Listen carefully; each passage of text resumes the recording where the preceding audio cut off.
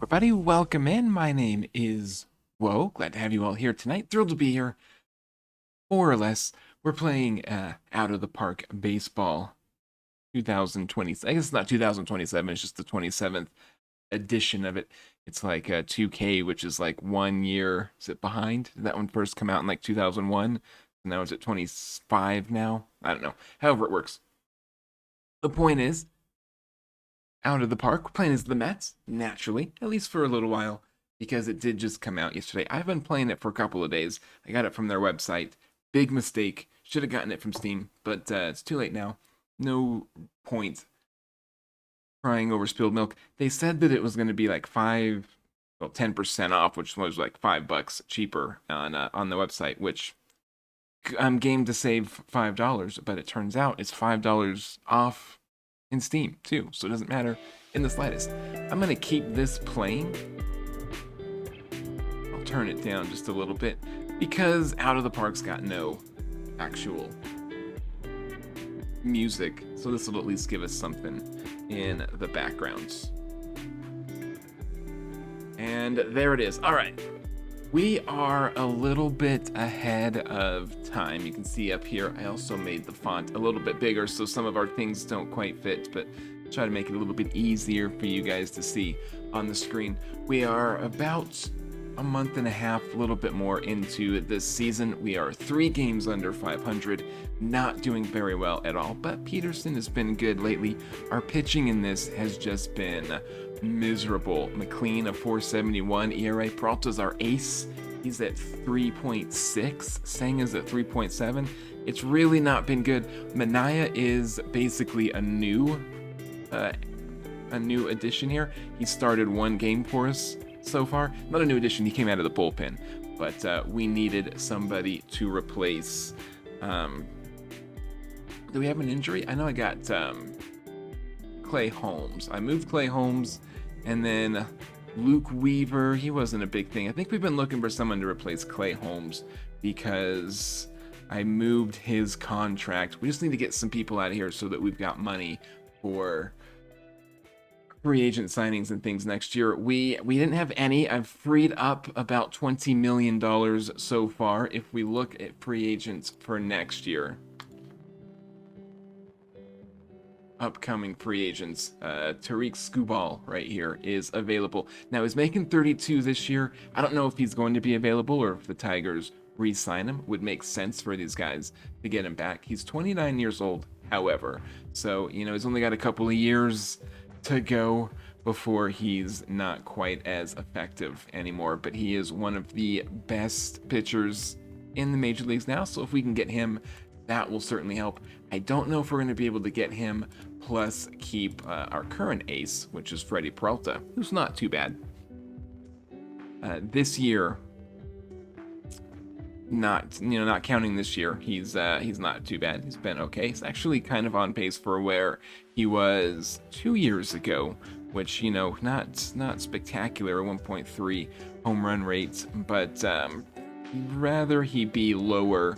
8 games into the season, he's already given up 18 earned runs, so he is on pace for a very, very rough year. Hopefully, though, he gets it turned around because we need him. We need at least somebody who's going to be good for us in this season. You can see that our rankings down here were very, very poor on our offense. Defensively, a little bit better. The ERAs here kind of middle of the road, nothing to write home about, but we are just slightly better defensively. We're going to try and get, not good, but acceptable on defense. We look at our roster. We have, Ben's has been up and down. He's done a little bit here. I started him up on our roster. He has not done very well. I sent him back down. But then we've had some injuries. We just had Garcia go down for a little bit, I do believe. Yeah, he's our starting. He's a center fielder kind of by trade, and he's good enough to play center field. But we've moved him over to left field, where he has not been having a very good season in the slightest. But he's I guess, fine. He's not good enough. He doesn't have enough of a bat to play left field. He's overqualified in the outfield and not enough of a bat here. He's also making $20 million. If we can move him, then he's another good option. I'd like to get him out of here, potentially. Semien also went down, and he's another one that we very much might move. Another $20 million we can get off of our contracts right here. He went down 5 games into the season, and he's been down ever since. So we haven't seen what he can do really yet, but if we can kind of get those 2 contracts off, it would not be bad. I've moved Bo Bichette over to play second base because he doesn't really have the arm to play third, doesn't really have the range to play second. Can we see him here? New York, yeah, he's minus 2.6 to play second base, so he doesn't quite have the range. He also doesn't quite have the arm to play third. He might, or to play third base. He might end up at first base. We do like the bat. He's hitting 300. He's got 8 homers, 22 ribbies down here. So he's got a bat. We've got to keep that in the lineup. But he just doesn't quite have enough to play second. He doesn't have enough of an arm to play third, so I don't really know. We had to move him over because Semien got hurt. Semien, through 5 games, he's got about the same range, so he's not really got enough to play second either. I do have this Ernie Clement, who's got a little bit more range, and I think he's going to be a little bit better playing second base out here. There's shortstop. Where are you at second? There he is. His zone rating at least isn't a negative. Not quite enough to play shortstop, but he is at least providing us a little bit at second base. So he could potentially slide in as the second base starter. And I could put Bo Bichette at first base and try and move Semien out. He's a good leader. He's not bad. I guess we could maybe have Semien play second base and see what happens. Move Bo Bichette over to first. Either way, if we get somebody on first, we can get Mark Vientos out of the lineup, and that would not break my heart. 220 is what he's been hitting so far in 32 games, just over a month of play. He's been very, very poor. He was, I guess, fine for the Mets last year. Really good in 2024. He had a decent season here. Not really good, but, he had a good enough season here, and then he just kind of hasn't really come through. I wouldn't mind getting his bat out of here. A first baseman needs to be a good offensive weapon here because it is the least important defensive position. I don't need a good defender there. I just need somebody that can hit the ball. So if we can slot Bichette in here, put Semien at second and have him hit. And then we've got Nato playing on third base. There he is. Because when Semien went down, we needed somebody to take his place. Well, when he went down, we moved Bichette over to second, and then we needed a third baseman because Bichette was playing third base, and so we went out and got him. I was trying to move Tauchman off of our roster anyways. We just didn't quite have enough room for him, and unfortunately, in order to get Nato over here, we had to give Polanco up as well, which is too bad. He was good. We did like him. He was a good DH, but we moved him out. We moved Soto to the DH position because, he's a terrible fielder, and we can hide him at left field, which is where they had him. That's not too bad, but he works out all right as a designated hitter. I hate paying $60 million for a DH. He's only going to give us so much WAR from that position, but as a designated hitter, he's been doing okay. He's on pace for a 6.4. It certainly is not matching his Yankee season, but it's about the best you can hope from just a designated hitter. 10 home runs here through the first almost 40 games. He has really been doing well. The good thing about having him as the DH is he's not going to miss a whole lot of games. He won't get as tired, so we'll be able to play him in basically all 62 and have that bat in our lineup the whole time. So I do like that feature of it, but otherwise, Beatty, we've been kind of playing off and on. You can see our batting average here. We've got 4 of them and 4 starters that are below 200, and then we still have Lindor, who's been having a poor season, is 213. So these are really bad batting averages. I would expect Lindor to pick up his bat here at some point. His last 2 years he hit respectable numbers, so I think that this is just kind of a temporary early season slump. But we really need him to get up and get it. He does have enough range out there to play at shortstop. He's doing all right. A couple of assists. He does have 2 errors, but in 101 total chances, 2 errors, that's not terrible. It's acceptable for a shortstop. Would prefer him to have none, but it's acceptable. What else have we got? Here's our batting order. We got Lindor and Bichette up first. Benj against the righties. He's not playing against the lefties. We put Taylor in. He is playing against lefties because, all right, I take that back. Since Garcia went injured, we moved Taylor in to play left field, and Benj now has to play right field against the lefties. He was our starting left fielder against the lefties because he hits right. All right, am I thinking about it right? Yeah, he bats right and Benj bats left, so I had it right. But recently it's changed. Still, he's hitting third. I mean, I suspect his bat to start going better as well, just like Francisco Lindor. I don't like having a rookie being hitting like this because it's just going to stunt his growth a little bit. So I moved him down to the AAA again, where he could potentially kind of get some work on that bat. But we've needed him now. Garcia's only gone for a couple of weeks. He's got 3 weeks, and then we'll get him back. So basically for this month, we just started, I guess we're about this month, yeah. So we had about 3 weeks here, and then we'll move him back down, is my assumption. We're going to play Garcia. When it gets closer to the trade deadline, we'll make a decision on him on Semien if indeed we want to move them out, and I suspect we do.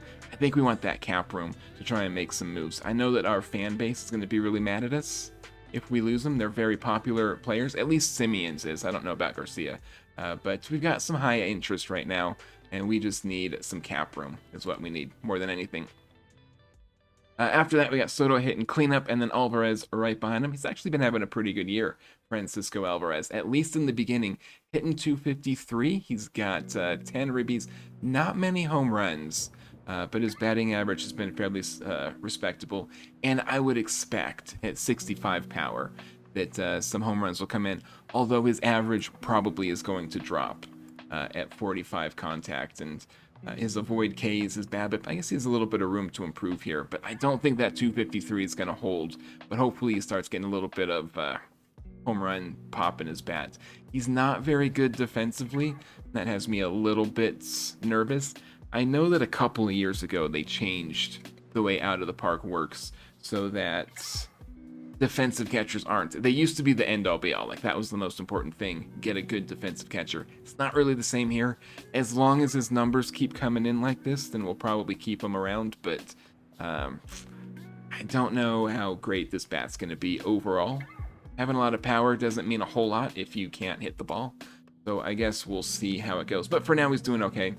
Behind him, we've got Nato, who has not been very well for us since we came in. Good defensive player. He's hitting 156. He was 304 for Arizona, but that was through just 8 games. That was an incomplete sample size. We're expecting him to do a little bit better. His BABIP rating here isn't very good. Expected batting average is 213. I was hoping he could get us maybe 240 or 230, which is what he did his last real season with St. Louis. 272 is way too high, but if he gets us 213, that'll be a little lower than I would prefer, but it'll be okay. He is signed for the next 2 years, $16 and then $15 million. That's not terrible. A good defender at third base, which is not, the most important defensive position, but having someone that can field that hot corner is good. Also, not necessarily incapable of playing right field. I don't think, he doesn't have any rating out there yet. We'd have to teach him, but with that arm, he doesn't have the range for center field, but that arm could definitely play right field if at some point we needed him to, for some reason. Beatty, Pache, and Vientos is cleaning up at the bottom. Vientos has been having a horrible year. He's been doing better lately. If we look, is it under this one? Yeah, we can look at his BNN page. I don't know if you can see that font small. I did make it bigger, but it's still kind of small here in this one. But for May, let's see, March was 140, April was 205, and he's hitting 333 this month. So he has been kind of getting his bat working, and I guess if that keeps up, we can leave him in, but as it stands now, he's sitting at the bottom. Pache's actually having a pretty decent opening now for what I would have thought. 45 contact, but he's hitting 240, and that's where I'd like him to hit. He's got no homers, but he does have 3 RBIs and a couple of doubles, so he's not too bad as a center fielder. And I just like his defense here. He's got a little bit more range than Garcia's got. His arm and error is acceptable. I wish it was a little bit bigger, but it's gonna be fine. Last year we got this kid here, Jay Allen, who was spectacular. Although his arm was not quite where we want it, he was a really good center fielder for us, several-time All-Star. Couldn't get Jay Allen from the Reds. They didn't want to trade him.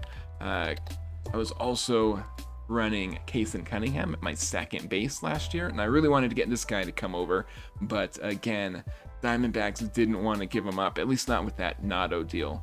So maybe we'll try another time to get him. Still is a long ways to go. He's 19, a lot of potential. He was a good bat for us in last year's Out of the Park. He does have good enough defensive ratings. I think 65 is really where it needs to be for a second baseman. 60 is a little bit low, and we kind of saw that with Bichette, who is also a 60, and he's just kind of not got enough to get it done, but it's fine enough. Either way, Bichette's got to be second or first base with that 55 arm. You just can't throw it across the field good enough. Basically the same in against lefties. We've got Pache hitting third this time because he's a right-handed hitter. Benj way down at the bottom. But otherwise, Notto, Vientos, we've moved up a little bit because he is a righty as well. So it's more or less the same. On the pitching side, we've gotten rid of Azule. There was Adley Azule was one of our relievers, and Holmes. The Clayton Holmes? Yeah, he was in here as well. We moved both of them to get some of that money off of our payroll, and we've been having a little bit of trouble filling the spots. So we've run... Who is it over here? We ran this Pinatro a little while. And, not great. He played 7 games for us. We got 9 innings, but almost a 3 home run. And he gave up 3 home runs in 9 innings. That is just not quite going to get it done. Looks like he'd be kind of okay, but he's just, he's not super young, but he wasn't quite cutting it for us. So we had to send him back down. And in exchange, we brought up Brian Hudson, who, so far, it's been early. 2 innings, but a little bit better. 7.71 ERA over here. A 1.3 WHIP. Don't like. He hasn't given up any home runs. Only 2 earned through the 2 innings. I guess 2 earned through 2 innings isn't great, but this is a very incomplete sample size, so I wouldn't put too much mind into that. But so far he's been doing okay. Dylan Ross. We had Luke Weaver go down recently. He just got injured for the year, so we had to bring up another pitcher, and it was Dylan Ross. And in his first outing, he kind of got worked over. So his ratings right now are definitely nothing to put any stock in. We're hoping that was just a one-off. He does look like he's going to be kind of okay. We can look at his AAA stats here, and he wasn't too bad in the top percentile on some of these. Strikeouts and walks, looking pretty good. So we're hoping that was a one-time thing against Colorado in Coors Field. So, it's a hitter's park, but the Rockies are a pretty poor team. So I guess we'll see. Devin Williams was our closer until just like this last... Yeah, this game right here, I took him out. We did get the win here, and I don't think it was even a blown save, but he just came in. He got 1 out, gave up a 2-run homer, walked 2 people. And he's just been that way kind of all year. You can look at his game log, but no blown saves actually over here, and not too bad. But your closer's ERA being a 4.09, I mean, that's just, we can't afford that. In fact, he may have not been in the closer on this one. I can't remember if this was the one we moved him or had to have been this one. I don't think it's anything. He got the hold because we had to pull him before the last out. And then Rayleigh came in and got the save. So I moved him to the closer position. He's looking a lot better. Let's see. If we look up in here, there's Devin Williams. He's got a 1.5 whip and a 433 FIP. So yeah, I mean that you can't just have that for a closer. Trying to find it on all these boxes.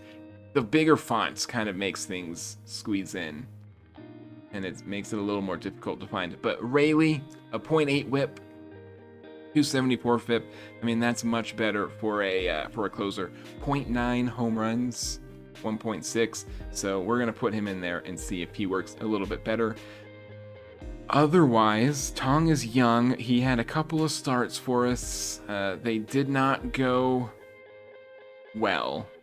There's his scorecard here for the last two. I wish this one still had the 5, but we've only got 2 here. He went 5 innings. He gave up 8 runs in his last 2 starts. So we moved to Mountain, put Minaya in. Minaya is a more seasoned starter. His home runs allowed, his movement isn't quite what you would like from a starter, but you know, he's not going to walk too many. His BABIP, 231, he's going to keep hopefully his whip down. So if he gives up home runs, fingers crossed they're solos and it won't hurt us quite as bad. I do want to move Kimbrel off of this roster if we can, and Brazoban's not really making much money. Kimbrel's not making any. He's going to arbitration. We're not going to get him back. Kimbrel's got the minimum right here, so at least we're not paying him money. But he hasn't been great. Minter is making 11, but he's a free agent at the end of the year, so we can see how we feel about him when it comes up. Rayleigh, also a free agent at the end of the year. Williams is the only one we've got signed long-term, and he's only $12 million, so that's not a bad contract for a 31-year-old. If only he was doing a little bit better. And then Minaya, we've got signed for 2 years. Manaya's one that we've really probably got to get off of our roster, if we can. $20 million for him for the next 2 years is just a terrible contract. Senga's also been kind of spotty. He's very hit and miss on his starts so far. Overall, not too bad. A 3.7 ERA, 1.3 whip. Good strikeout to walk ratio, but his BABIP has been terrible out here. So we'll make a decision on him as well. We've got him signed for a while, team option in 2 years. Probably not going to pick that one up, but we probably can let him play next year as long as he's been kind of fine. And then Peralta's a free agent at the end of the year. And so, you know, we're going to make some decisions. I'd like to get Skubal if we could in the free agent, but he's making $32 million now, and to be perfectly honest, he's probably going to want more than that when it comes up, and he's going to be 30 years old, so we're going to have to really look at it. This is our rookie. He's projected to be pretty good if he can meet his potential here, and so far he's not had a very good open. 1.2 home runs, 4.7 ERA. His last couple, I mean, he had a really good one against Washington. Went 5 2/3 scoreless, but came back out against Colorado. Again, Coors Field, you know, read into that what you will, but that was a little bit unfortunate. Anyways,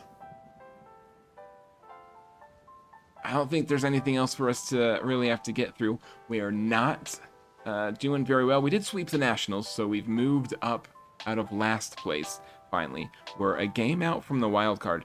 The owner at the beginning, I've got owner goals turned off, but right at the start he said he expects us to make the playoffs this year, and I don't know how likely that is, especially with this. Our whole division's not very good except for the Phillies, so I guess that's at least a silver lining, but hopefully we can stay out of last place. On the league leader side, offensively, we're just very terrible. Pitching-wise, we do have Peralta with the strikeouts, but that's it. We're just, at least on this kind of snapshot here, we're just not playing very well at all. Where are we going? We go here. We can look at our team stats again real quick. We were 11-15 last month. We're currently even this month, but basically last in offense and kind of towards the top on defense. I would like the zone rating to be a little bit better, but for the most part, I don't hate this. If this was better, we'd be in a better spot, but either way, our Pythagorean record is the same as well. All right, let's get done with the preamble intro and watch a game here. We've got Peterson on the mound. He's a lefty. He's had good luck, or not good luck, but he's had some good outings his last couple of times. Lindor and Bichette are our good fielders, and of course Soto is our DH. We are at Arizona, coming off 2 wins against Colorado. Leadoff batter Francisco Lindor lines this one into right field. That's going to be a leadoff single for the Metros. And this game is underway as Bo Bichette flies this one into left field. It's not going to clear the wall. Will be an extra base hit. I don't know if Lindor's got scored from first speed. He does not. He's going to end up at third. Yeah, 45 speed for your shortstop is a little bit low, but that gives Benj 2 runners in scoring position, no outs here in the first. He's a 115 hitter on the season. 2 homers, 7 RBIs. He's got a chance to add to that total here with the 0-1 pitch. And this one going to be tracked down. Is it deep enough to get Lindor? It looks like he's going to get in. So the Mets take a 1-0 lead here in the first, and that's off to a good start. We do have a couple former Mets. There's Polanco, who we traded to get Nolan Arenado. He's going to be their starting third baseman while I'm thinking about it. And I thought that Tauchman was out here. Maybe they're not starting him. Maybe he's just got a day off. But he was starting before. That's a well-hit ball from Juan Soto, and that one's off the wall. There's another extra base hit for the Mets here in the first.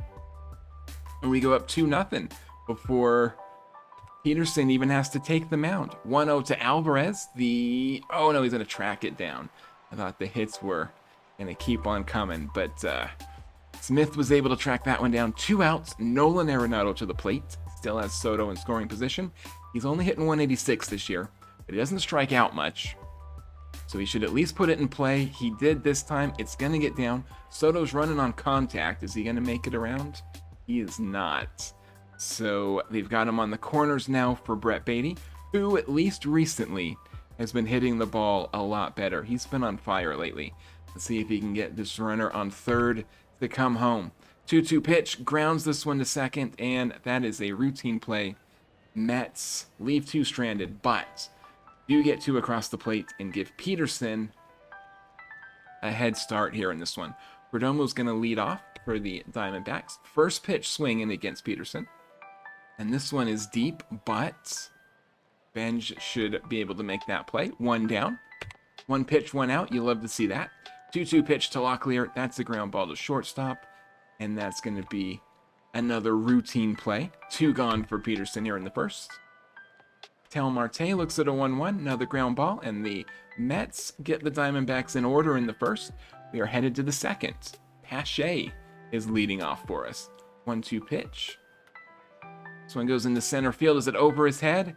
It is not. He's going to track that one down. 1 down for the Mets. Brings up Vientos to the plate, who's just been not having a good year, but he's trying to turn it around.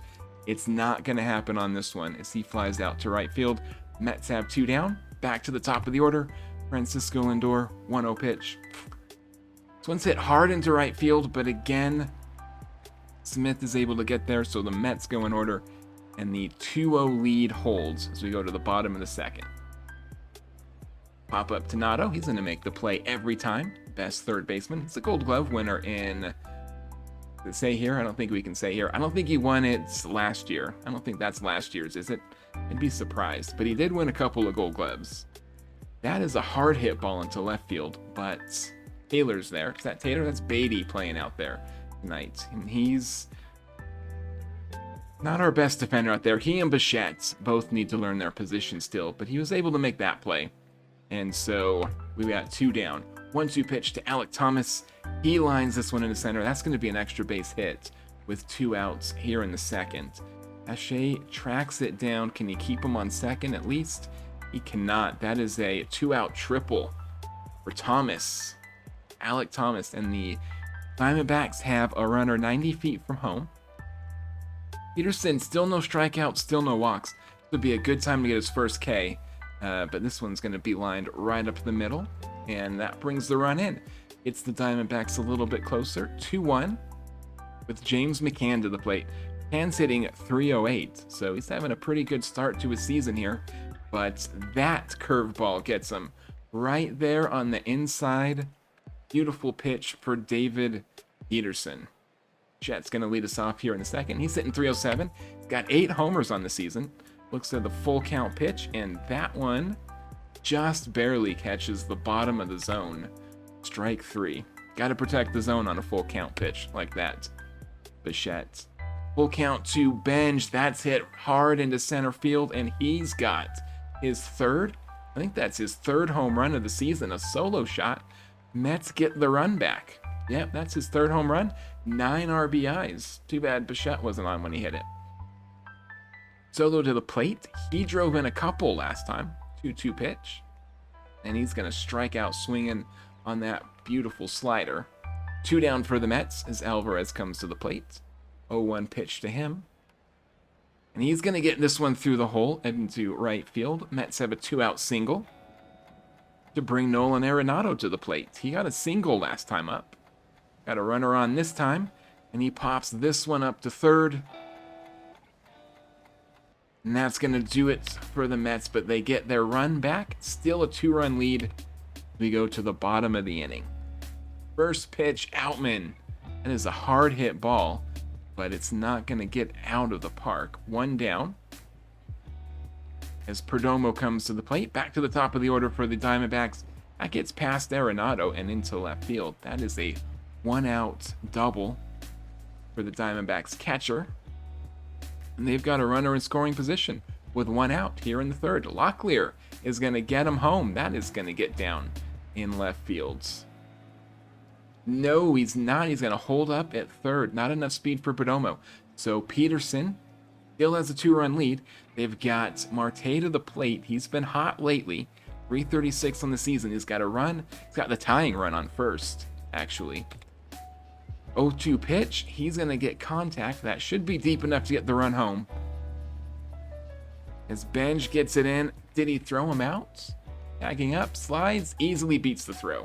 He does not. So Mets got the run back and then gave it away in the next half inning. But 2 down. Tying runs on first. Jorge Polanco, former Met, standing in the box. First pitch from Peterson, and the runner goes. Alvarez throws him out easily. That's going to do it for the third. We're headed to the fourth. Still a 1-run game.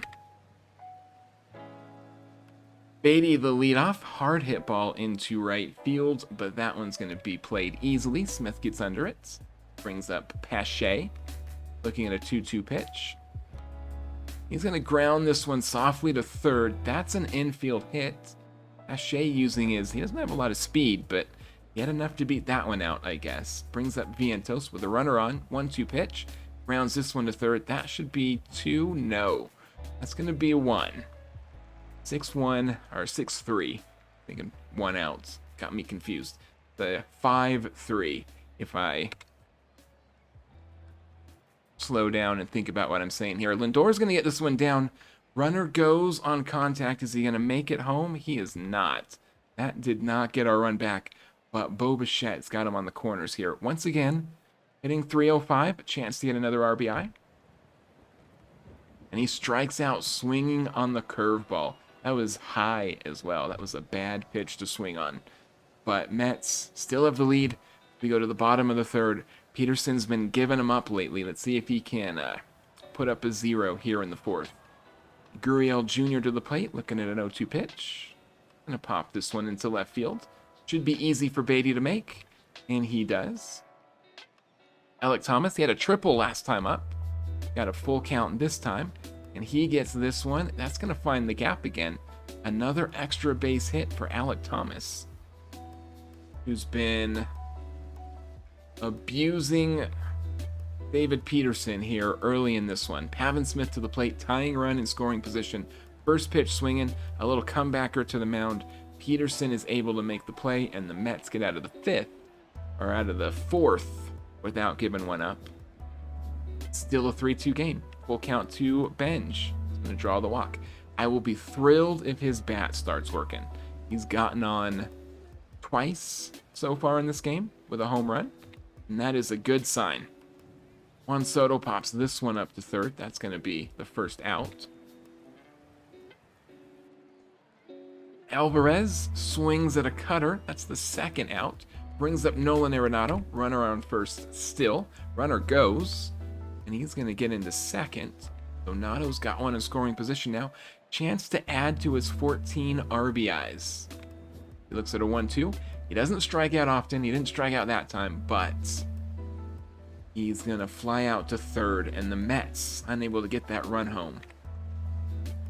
Can leading it off for the Diamondbacks. He'll ground out to second.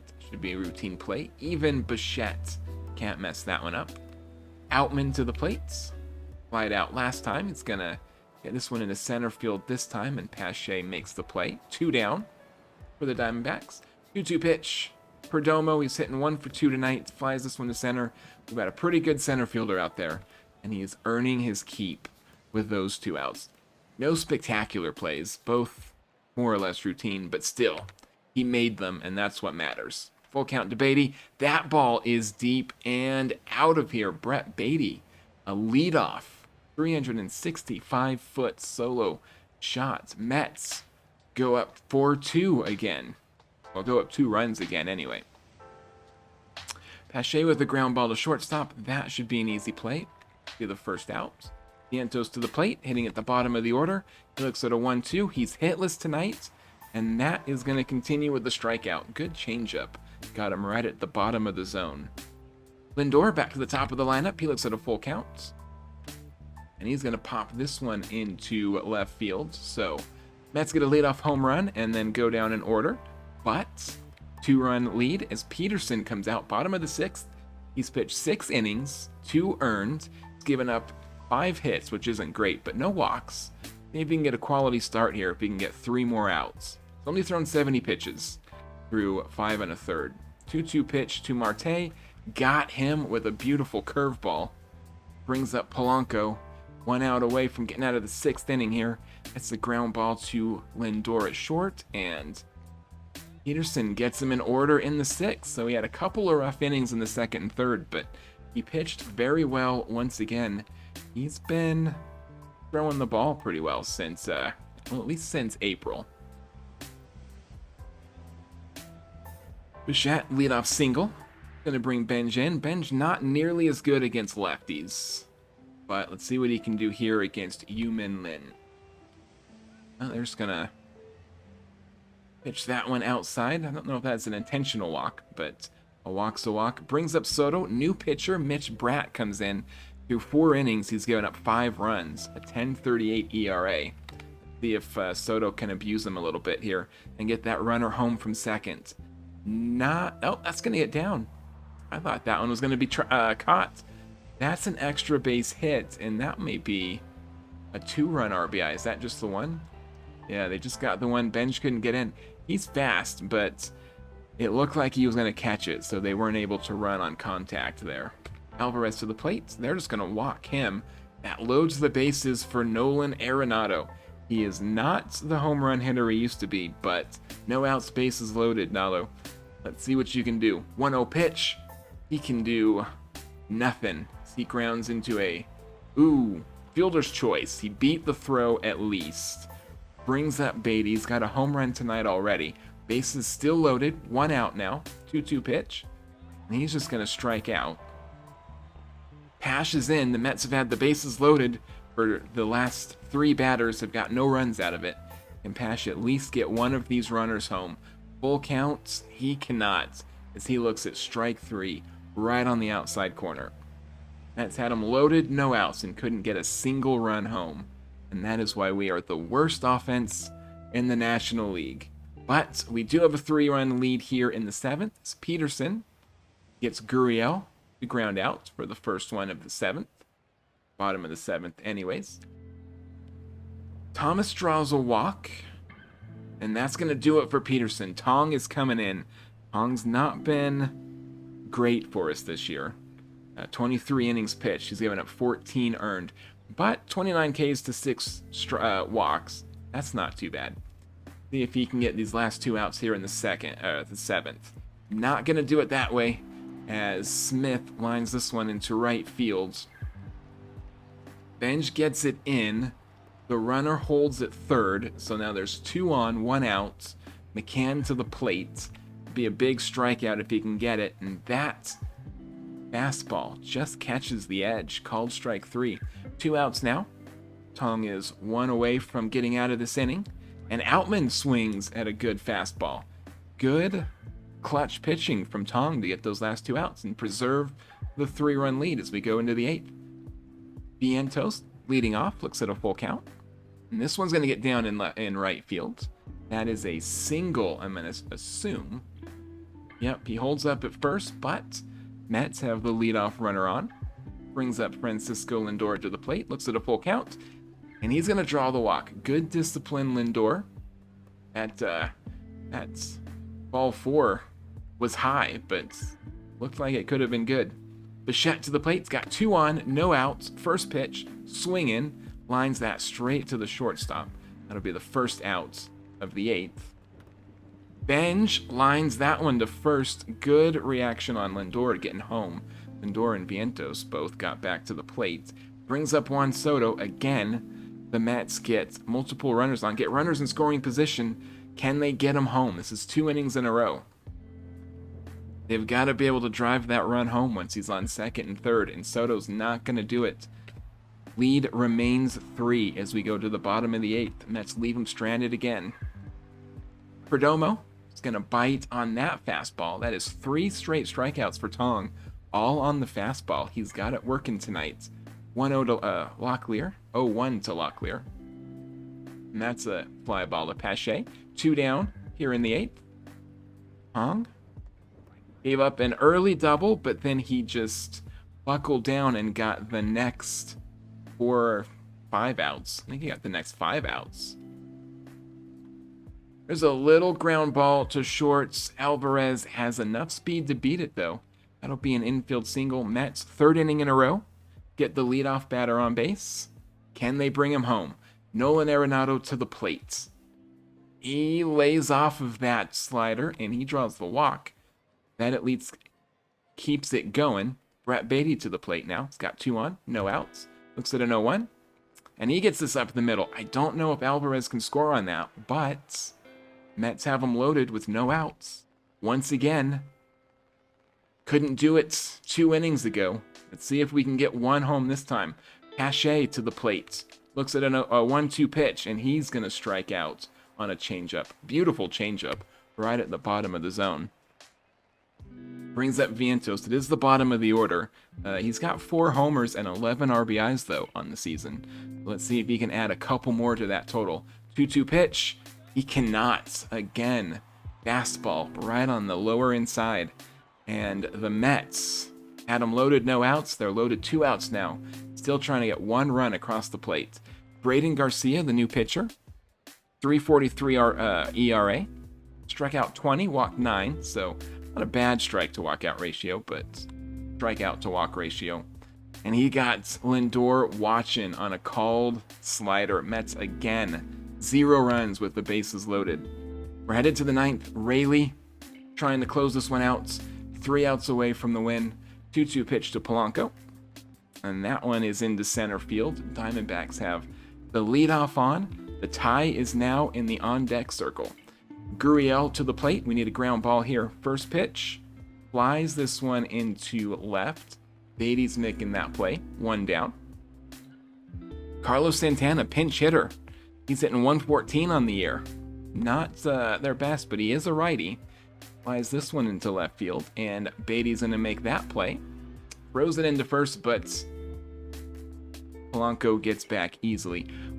Diamondbacks down to their last out. Rayleigh pitching to Pavin Smith, a 145 hitter. He's got 1 homer on the season. 1-2 pitch.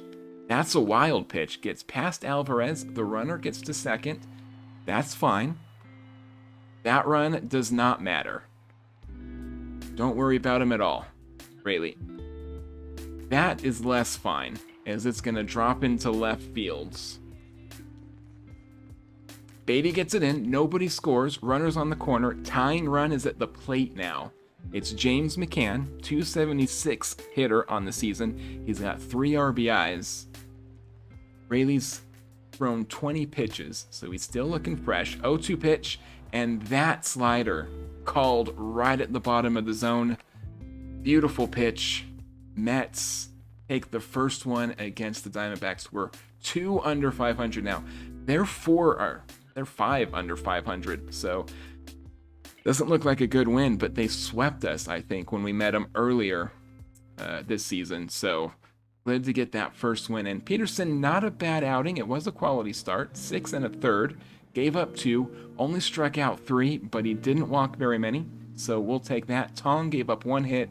He struck out 4 of his 5 outs. So a good outing from Tong right there. He's a young kid.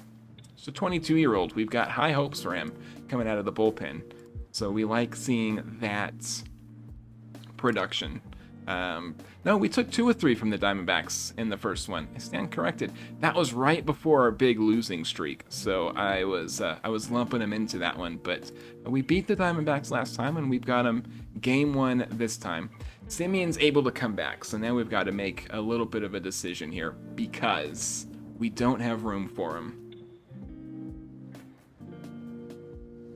So Beatty's been hitting the ball a lot better lately, and honestly, Vientos has as well. Let's look at our lineup here real quick. I guess it doesn't matter which one we're on. If we do, well, we've got to have Bichette in. His bat is too good this year, so he's got to play somewhere. If not second, we could play him first. He'd be a good first baseman. That would push Vientos to the backup role. What do we got? Mauricio is backing up here because Beatty's the leadoff. So we could send Mauricio back down, I guess. I think the play is Ronnie goes back down. He's a good switch hitter. I like having him on the roster, but I think right now, through 9 games, hitting 286, he's actually not having a bad offensive year, at least yet. He would be a terrific first baseman. Does have a good arm. He could play third. I think that this is good enough to play third base without too much. He does have a little bit of outfield ability, maybe left field with that weak arm, but he could play third. We've got Clement backing up at second and shortstop. He's not quite good enough to play. I don't know why I clicked him twice. He's not quite good enough to play shortstop, but he can play second base. So we could have Vientos back up. Yeah, he would be the backup at first and third. Beatty would be our backup outfielder. We would play probably Simeon at second. I mean, they're kind of the same. He does have a better arm. Can we look at Bo Bichette?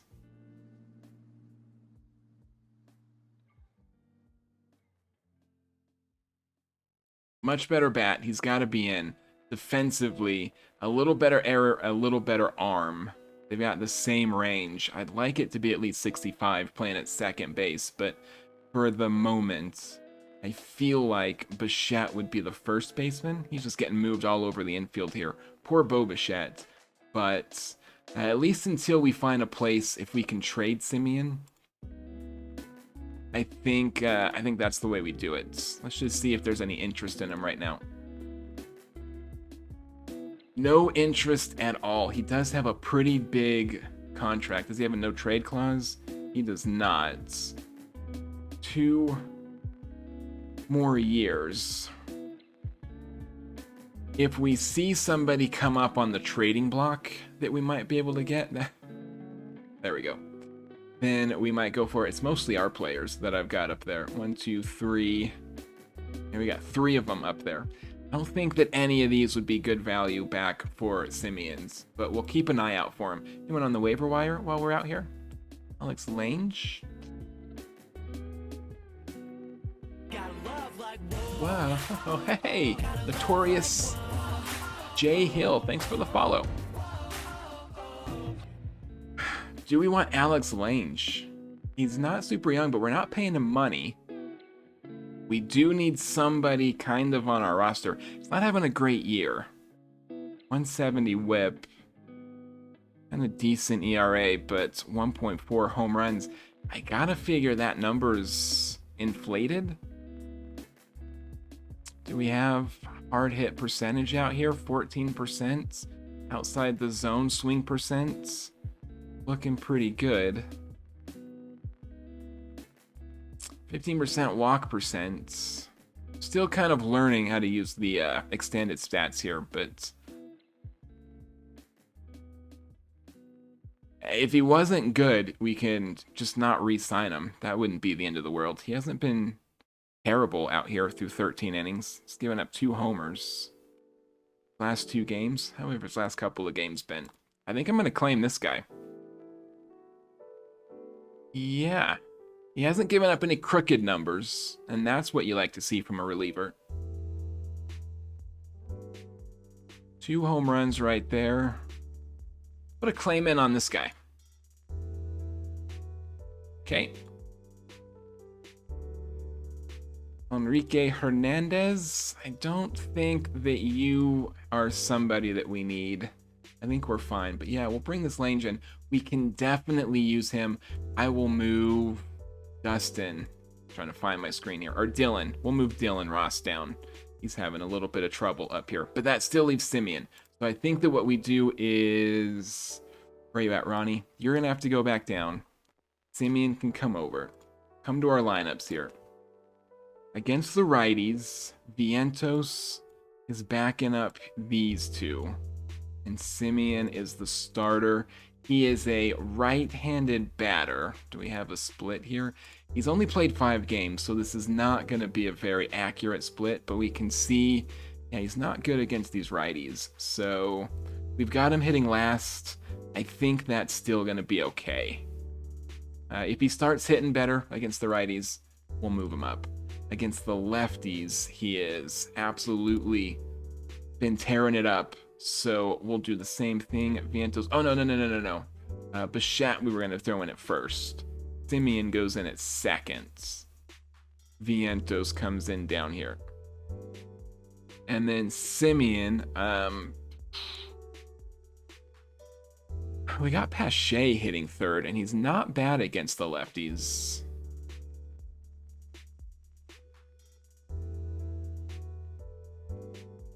I think you're at least going to be above Nato here.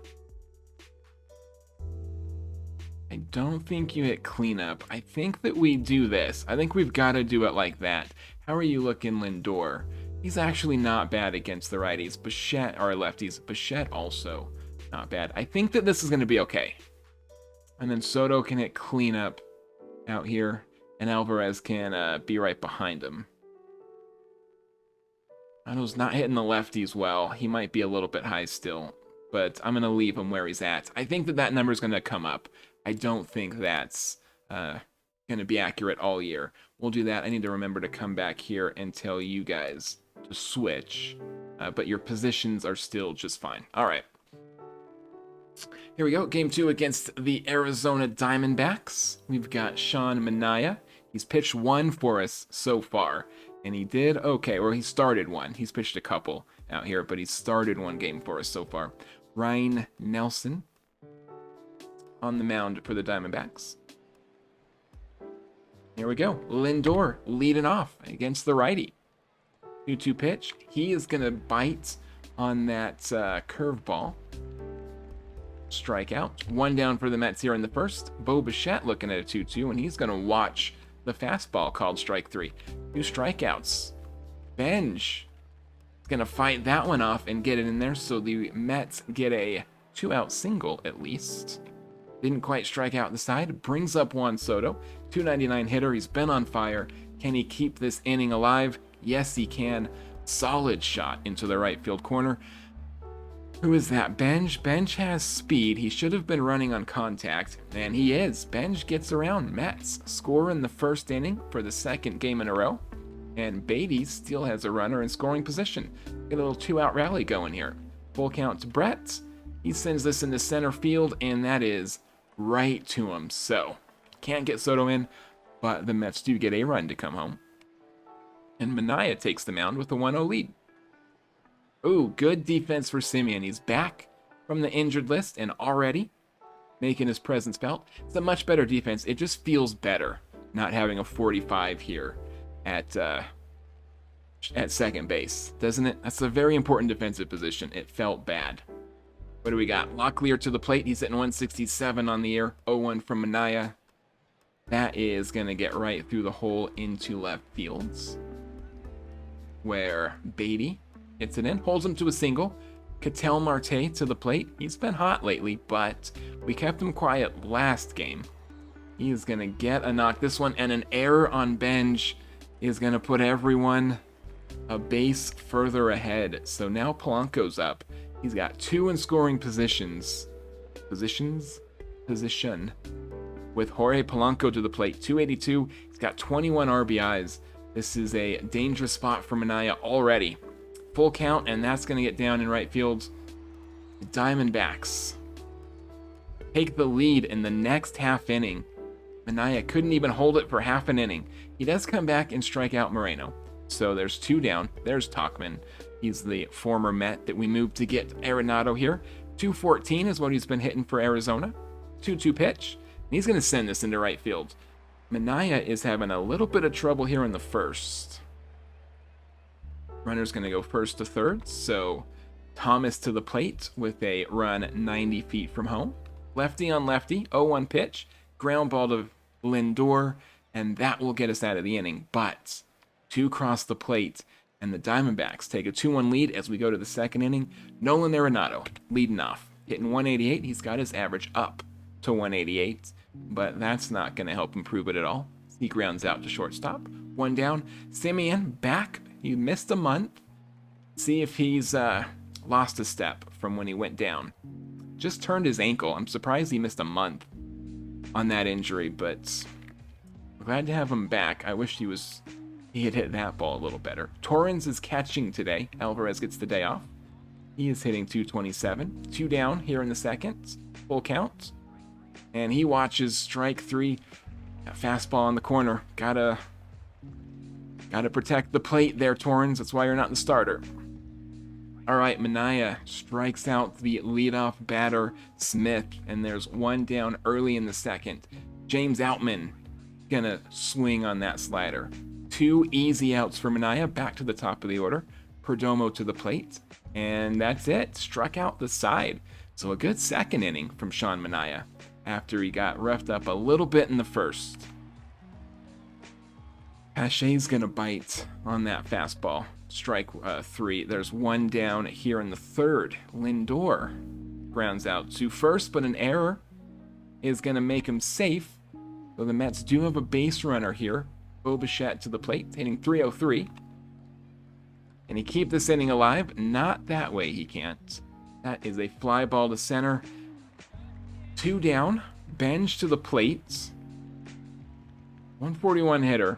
But can he keep this inning alive? He cannot. I think the outfielder is going to track that down. Yes, he does. Tauchman pulls it in. So the Mets work around an error. They got 4 in a row in that one. Leadoff, Locklear lines it to left. Beatty hauls it in, 1 down. Ketel Marte to the plate. He got an extra base hit last time up. He's going to fly out to center this time. Pache makes the play easily. So Minaya, after the first inning, has gotten 6 in a row. And then a 4-pitch walk to Polanco. It's my fault for saying anything. I jinxed it.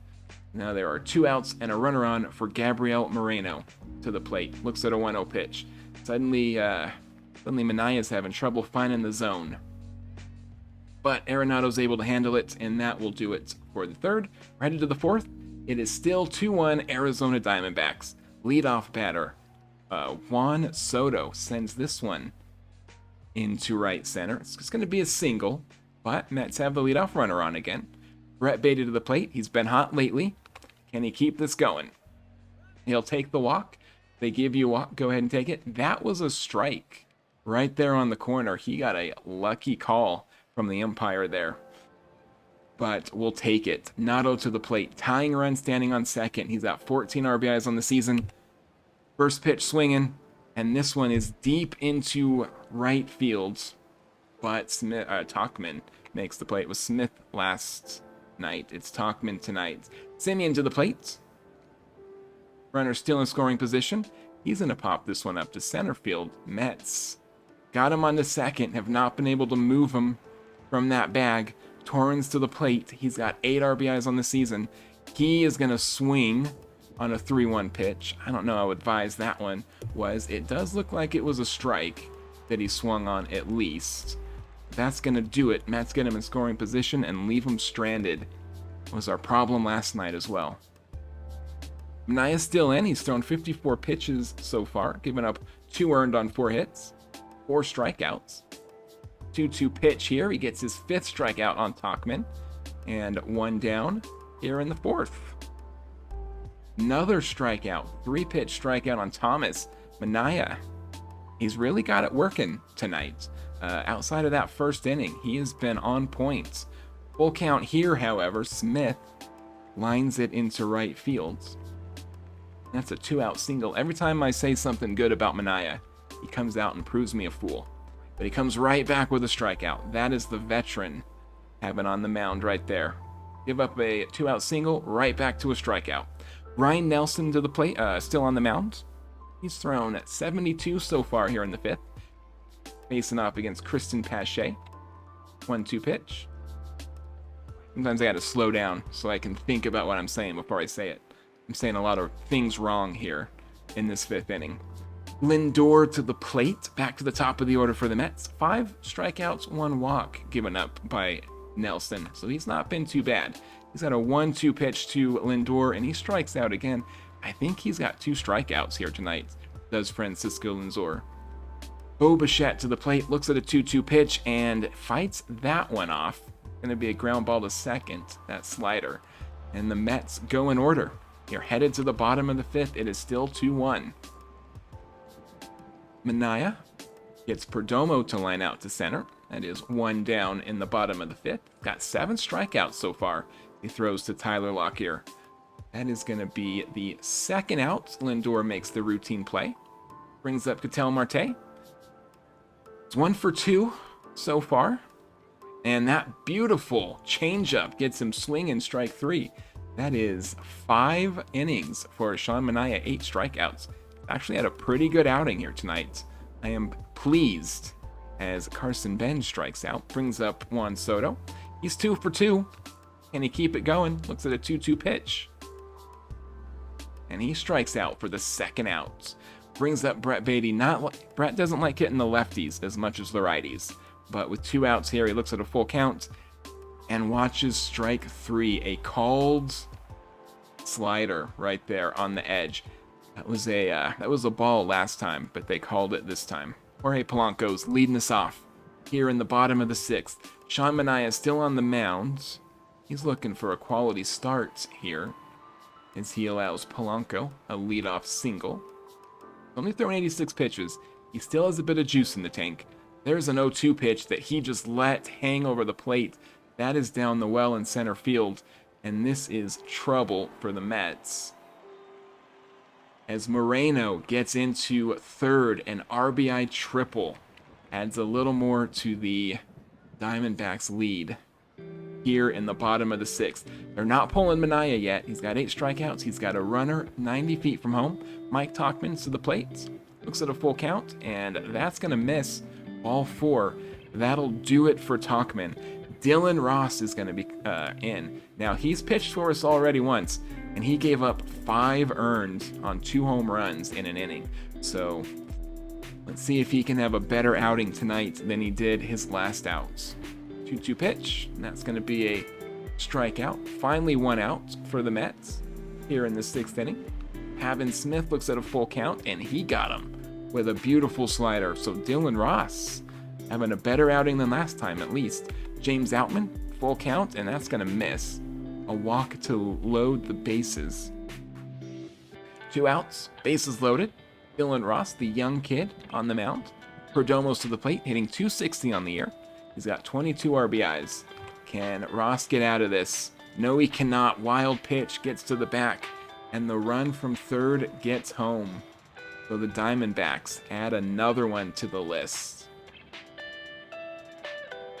And then comes in with a ball, loads the bases again. That's the difference between a veteran and a rookie. Comes right back with a walk. Brings in Craig Kimbrel. He's got a 3.0 ERA through 12 innings pitched. See if he can get us out of this inning without too much more damage. And he does. Beautiful knuckle curve. Gets the swing and the miss, but Diamondbacks add 2. The Mets now down 3 as we go to the 3rd inning. Nolan Arenado leading off a 1-0 pitch. Sends this to center field, but Outman is there to make the play. Brings up Semien instead of full count. One's hit hard into left, but it's gonna die out there, and Thomas makes the 2nd out. Brings up Torrens. Looks at a 1-2 pitch. And Torrens swings at a fastball, strike 3. Mets go down in order in the 7th. Tree planter. Thanks for the follow, friends. Welcome in. We're having some trouble here against the Diamondbacks in the 7th. Kimbrel's still on the mound. Still down 3.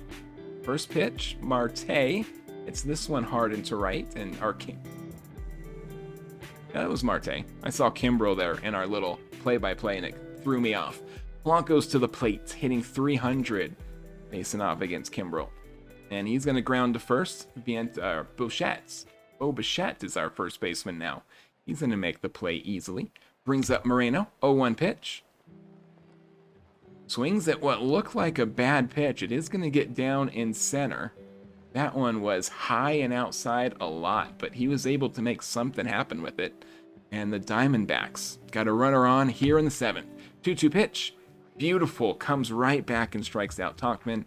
That is exactly what we're looking for in our relievers. We're headed to the 8th. Mets are 6 outs away from a loss. Pache leads off. Pache leads off here in the 8th. New pitcher Drew Jameson. He's got a 2.57 ERA. Full count to Pache, and he's going to swing at that changeup. Strike 3. That one looked a little bit low, but got to protect the plate. I get it. 1-2 to Lindor. He's had a bad night. This is a comebacker to the mound, and he's going to end up 0-for tonight. Brings up Bo Bichette. He is hitting below 300 for the first time this year.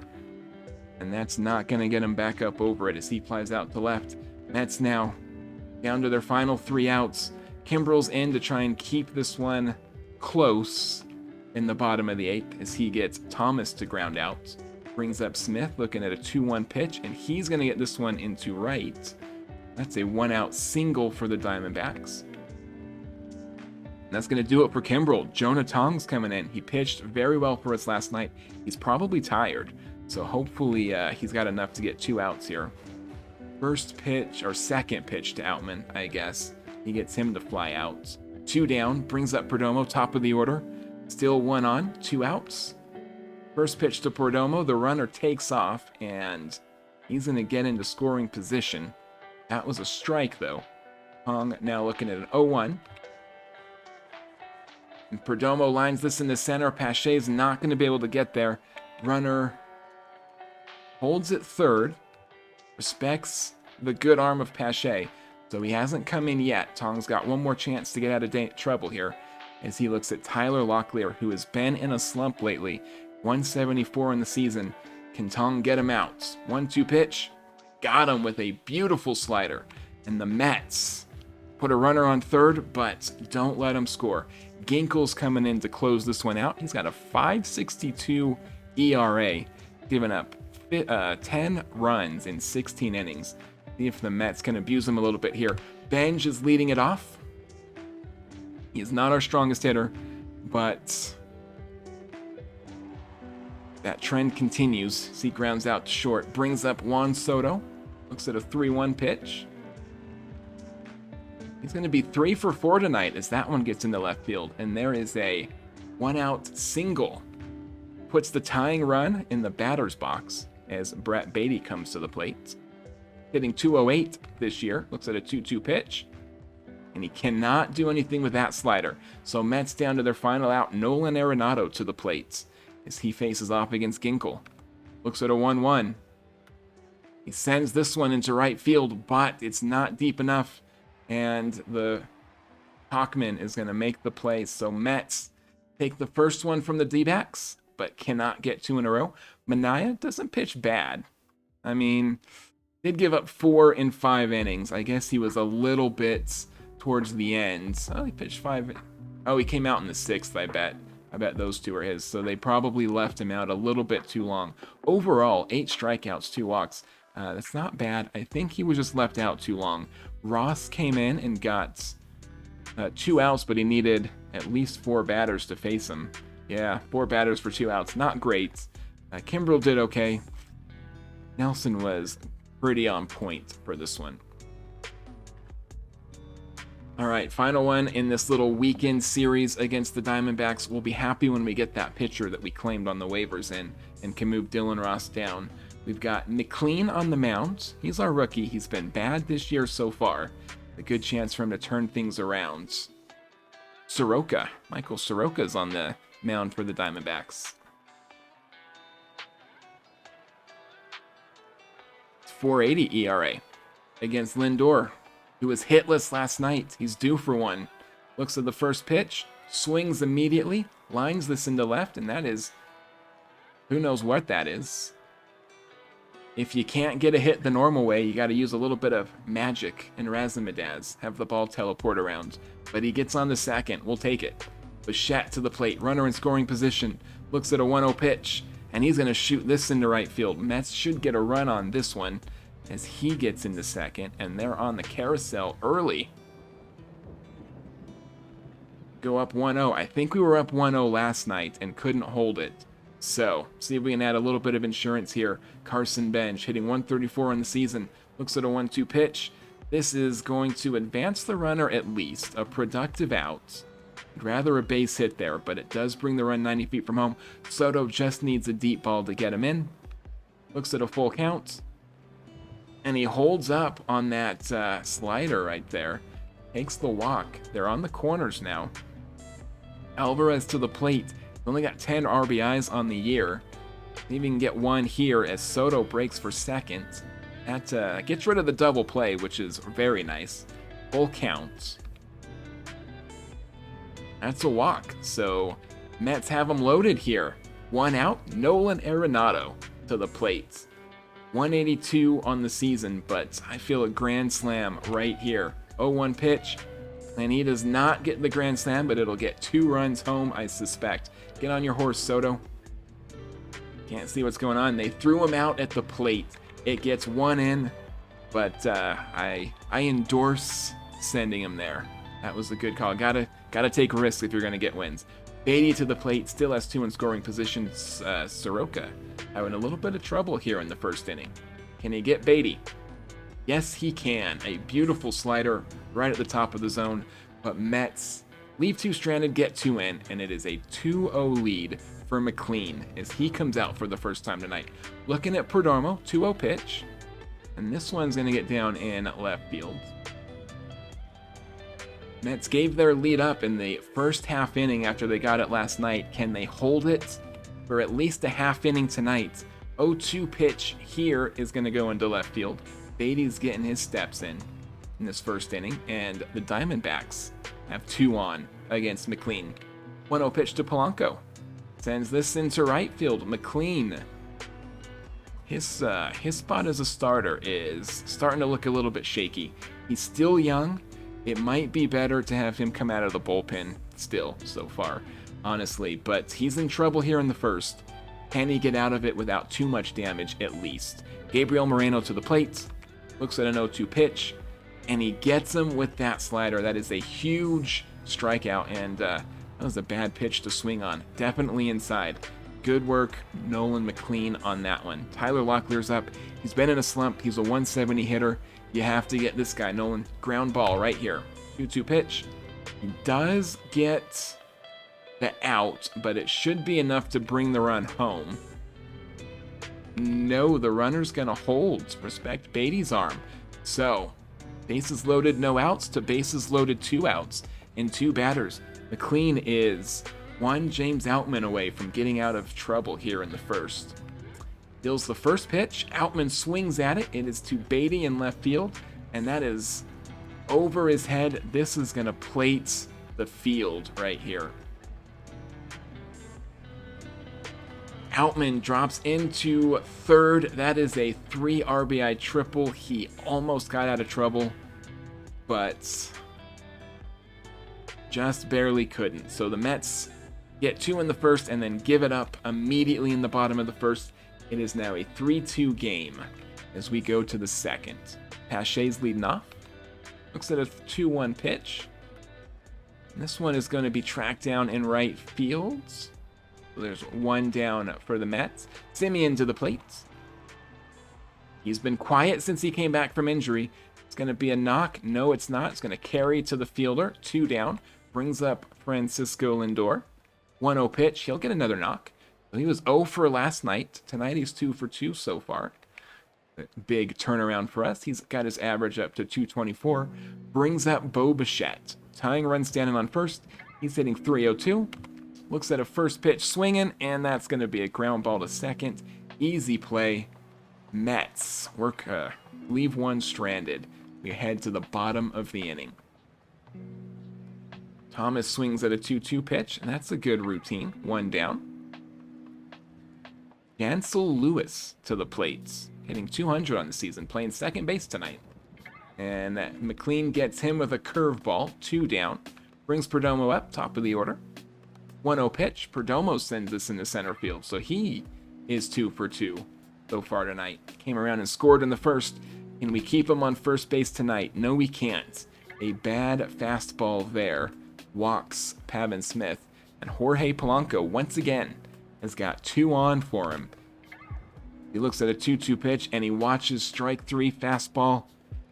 McLean gets out of it that time, but he's been in trouble in both innings, and you don't like to see that from your starter. Benj is going to lead us off here in third. He watches strike 3. Ooh, that one was right on the edge. Right on the edge. Cannot watch that pitch go by with 2 strikes. 3-1 to Juan Soto. He's going to bite, and this one is going to be tracked down by the shortstop. 2 down. Alvarez to the plates. Looks at a full count. And he's going to watch strike 3, so Soroka gets 2 called strike 3s in that inning. Mets having trouble getting the bat off their shoulder. We're going to the bottom of the third. It is still a 1-run game. First pitch to Gabriel Moreno. He sends this into center field. Pache should be able to make that play. And he does. 1 down. Tyler Locklear to the plate. He struck out last time. Looks at a 2-2 pitch this time. And he gets it. Strike 3. It looks like he flew out in the first one. I thought he had struck out, but I guess he was the fly out. 2 down. James Outman had the triple that plated the 3 runs. He looks at a 3-1 pitch this time. And he's going to fly this one, pop this one rather, to third base. And that's the inning. McLean gets him in order in the third. We're headed to the fourth. It is still a 1-run game. Soroka's still on the mound. He's walked 2, struck out 3, thrown 55 pitches. Going to Nolan here to lead off the fourth. And Notto's going to fly this one into left. Routine play, 1 down for the Mets early on in the 4th inning. Beatty, first pitch, swinging. He's going to get this one down in center field. And that's a 1-out single. New York trying to get something going as Christian Pache comes in. It's the bottom of the order. Not a good time to get stuff moving here, but they're trying. Pache strikes out, brings up Semien. He did not get a hit in his first time up. See if he can do something here. Runner goes. Beatty's in at second. Semien now has the tying run in scoring position. He's only got 1 RBI on the year. It's a good time for him to double that total. Full count. He gets this one into left field. Beatty's running on contact, but he is not fast. Is he coming home? He is not. Beatty's going to hold up at third. Brings up Lindor, our leadoff hitter, sitting 224 on the season. Tying run 90 feet from home. He's got 14 RBIs. 0-2 pitch. And he is, that is just a good play by the second baseman. I thought that one was over his head, but he was able to spear it. Mets leave him stranded. We are headed to the bottom of the inning. It is still a 1-run game. 0-2 pitch to Tauchman. Grounds out to second. 1 down for McLean here in the 4th inning. He's thrown 59 pitches, walked 1, struck out 4. Not a bad night once he got out of the 1st inning. Just had a little bit of opening game nerves, really. Brings up Jansel Lewis, bottom of the order here. Looks at a 2-2 pitch. Struck out in the second. He is going to get a knock here in the fourth. That's a 2-out single. McLean has traffic again. Had traffic in all 4 innings so far. Runner breaks to second, and that puts the run in scoring position. Little insurance for the Diamondbacks if they can get him in. And McLean misses on that sinker. Gonna put 2 on for Pavin Smith. 183 hitter on the year. 6 RBIs. Looks at a 2-1 pitch. This is a ground ball to Lindor. Easy play. McLean gets out of it in the fourth. It is still a 3-2 game as we go to the 5th inning. Bo Bichette to the plate. Looks at a 1-2 pitch. And this one's hit hard into left center. It is going to be down. Center fielder can't make a play on it. That is a leadoff extra base hit as Bichette gets into second. Brings up Carson Bench, tying run in scoring position. First pitch, wild pitch. Gets Bichette 90 feet from home. That was a lucky break for the Mets. As Bench, he's got 9 RBIs on the year. He does have 3 home runs. He's got some ability to get it over the wall, but not consistently. Full count. Here I was running my mouth, and Bench proves me wrong. A 2-run blast, 414 feet over the center field wall. The Mets take a 4-3 lead here in the 5th with a deep home run ball from Carson Bench. Brings up Juan Soto. Still no outs here in the 5th. He looks at a 2-2 pitch and swings at that changeup, strike 3. It looks like it was right on the edge of the zone. He had to swing at it.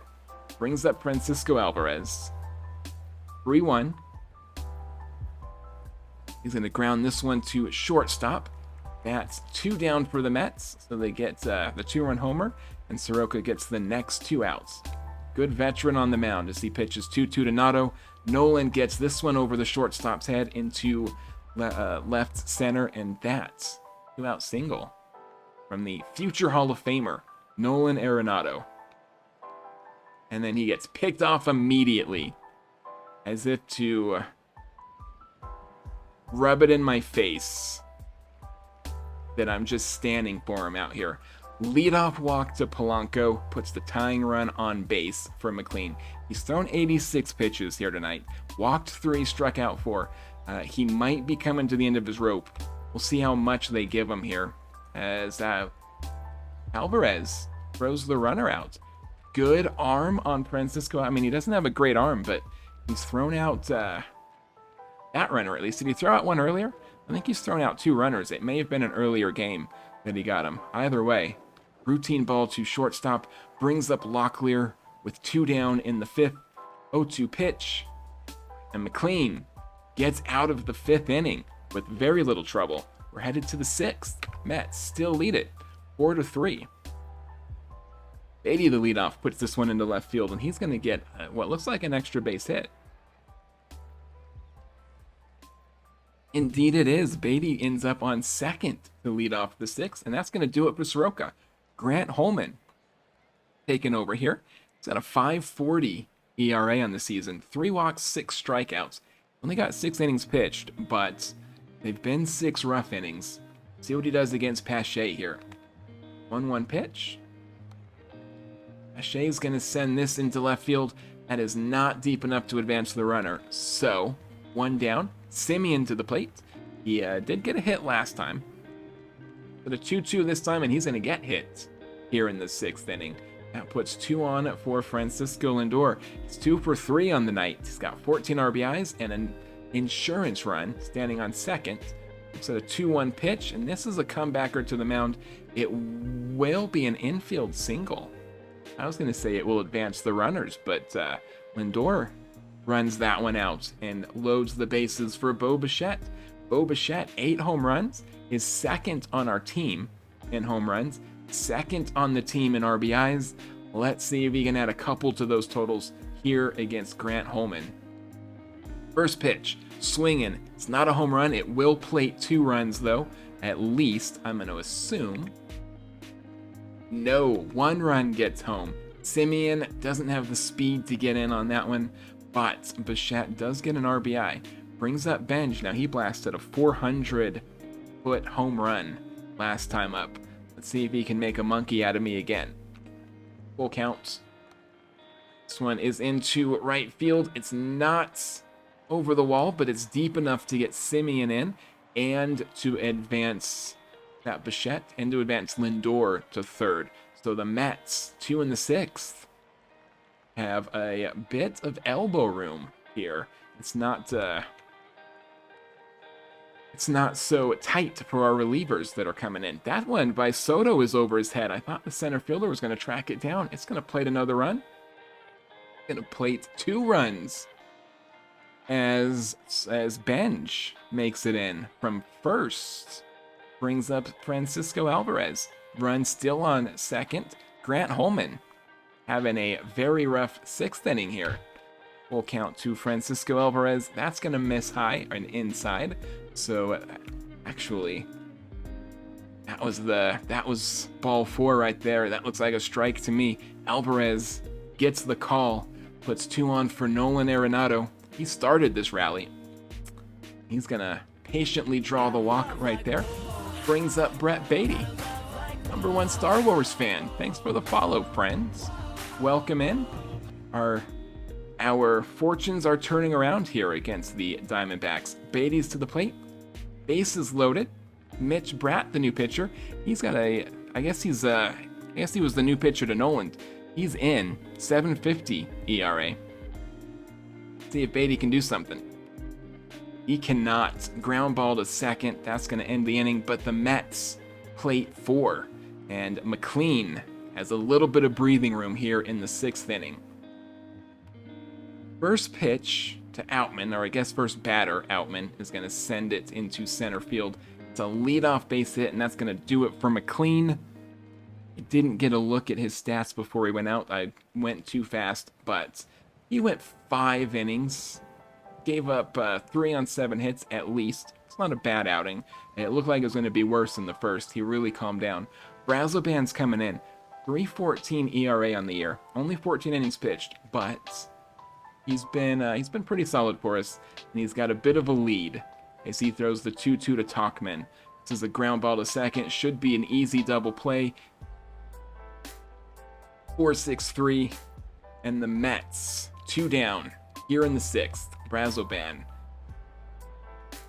pitching to Alex. That's going to get down, so he gets the runner off the base and then puts another one right back on. Brings up Jansel Lewis. First pitch, the runner goes. Alvarez not going to throw him out this time. Puts a runner in scoring position. Lewis still at the plate. 1-0 pitch, grounds to second, and Brazoban gets out of that one fairly easily. Gives up a hit, but no damage done. Full count to Pesce. He holds off on that strike 3 ball clearly in there. This umpire is having a hard time finding the strike zone at least. Semien flies this one into right field, and that's going to be 1 down for the Mets here in the 7th. But we're back to the top of the order. Francisco Lindor to the plate. 0-2 pitch. This one is going to get down in center field, and that will get the runner to second. Pache's not going to third. I don't have a lot of speed on this team, is what I'm noticing. Everyone is below average, and we're going to have to work on that as we go through this season and into the offseason. Brings up Bo Bichette to the plate. 2 on, 1 out. First pitch. He's swinging. This is a ground ball to first. That gets the runner at second. Back to first for the double play. Bichette ends the inning. But Mets still have a 5-run lead. Brazoban still on the mound. He has thrown 11 pitches in that first inning, or in that last inning. Here he is. First pitch to Perdomo. Gets an easy out. 1 down. Pavin Smith to the plate. 1 for 2 tonight. He's going to draw the walk on that changeup, which was way outside. Polanco to the plate. It's got runners on again. Had RBI opportunities all night. That one's going to get down, and the runner is holding at second. So, Brian Hudson coming. That's going to be the end for Brazoban. 2 runners get on. They're bringing Hudson in. He got called up from AAA recently. He's pitched 2 innings for us. It was a little bit rough. time here. But he's got the talent, I think, to be a reliever on short leash, at least. He's got some veterancy. He's been a year in the pros. Let's see if he can get out of this spot here as Moreno comes to the plate. Not there. That ball 4 on the fastball is going to load them up. Brings up Tyler Lockyer. Now, he is a 160 hitter. He's only got 1 RBI on the season. He has been in a slump. This would be a huge ground ball if Hudson can get it. Full count pitch. It's not a ground ball, but it's a grand slam. Just like that, Hudson comes in, gives up 4 runs, and the Mets' comfortable 5-run lead is a tight 1-run lead. Only good news is the bases are empty now. Outman's to the plate. Hudson, full count pitch, and he's going to put another runner right back on. The tying run is on first. Mike Tauchman to the plate. They need to get Brian Hudson out here as quickly as they can. Tauchman, tying run, gets into scoring position. Things are starting to look dicey for the Mets in the bottom of the 7th. Our bullpen is letting us down. A good enough outing from McLean, at least, has turned into trouble. That's doing it for Hudson. He didn't get an out. He came in, gave up 4 runs and 2 base runners, and then he's out for AJ Minter. He was injured to start the season, so he's only done 6 innings for us, but they've been 6 good innings. 3 strikeouts, 3 walks, only 1 earned, a 1.42 ERA. Let's see if he can get us out of trouble and keep this lead intact here in the bottom of the 7th. 1-2 pitch. Carlos Santana, is that his name? Carlos Santana, pinch hitting, strikes out on that changeup. Big pitch for Minter. Brings up Jansel Lewis. He's hitting 205. He's hitting 250. My dyslexia is rising its head right here. 250 hitter. Tying runs on second. Minter is ready to throw. First pitch. Lines this into center. That is going to be tracked down by Pache. And by the skin of their teeth, the Mets get out of the 7th inning with a 1-run lead. We're headed to the 8th. Take a look at our bullpen real quick. It is not looking good. We do have Devin Williams ready to go, so he should be able to pitch the 8th inning for us. Rayleigh's a little bit tired. He did pitch 2 days ago, but he should be ready to go to try and close this one if we can't get anything here in the 8th inning. Benj, the first batter, first pitch. Hard hit ball to Tauchman. Got a home run earlier, but that's his only hit tonight as he flies out. Brings up Juan Soto against Mitch Bratt. 1-0 pitch. This is going to be popped up to the center fielder. 2 down for the Mets in the 8th. Alvarez to the plate, hitting 258 on the year. Looks at a 1-2 pitch. And that's strike 3. Mets go in order in the 8th. Minter is still on the mound. I would have thought Williams would come in. They're leaving him out there. Top of the order for the Arizona Diamondbacks. 1-run game, 1-2 pitch. Perdomo grounds this to second. Simeon makes the play easily, and that's 1 down here in the bottom of the 8th. Ketel Marte is pinch hitting second in this inning, hitting 328, 6 homers, 25 RBIs. 1-1 pitch. And this one is going to be into right field. Benj makes the play. Yeah, the relief pitcher's ERA shot up. Hudson, he's pitched like 0 innings so far. I like Out of the Park 27 a lot. What I don't like about it, and I've mentioned it several times, I'll mention it several more, is just having 2 games. I liked having 5 games because it was about a month with your starting pitchers, so you could get a quick snapshot. I liked that. But overall, it's been a little bit janky with some of the balls that we've seen here. They kind of disappear and reappear in places. I assume they're going to get that worked out. Benj with an error on Polanco's routine fly ball, and the Mets are just collapsing here late in this game. Tying run is on second again. That is going to bring Devin Williams in. Former closer, he lost the job because of that 4.09 ERA. He's got 1 out to get here. 20 strikeouts and 8 walks on the season. Gabriel Moreno to the plate, 232 batting average. Full count pitch. Gets him to pop it up. Simeon going to make the play, and Devin Williams does get us out of it. Mets clinging to a 1-run lead as we go to the 9th inning.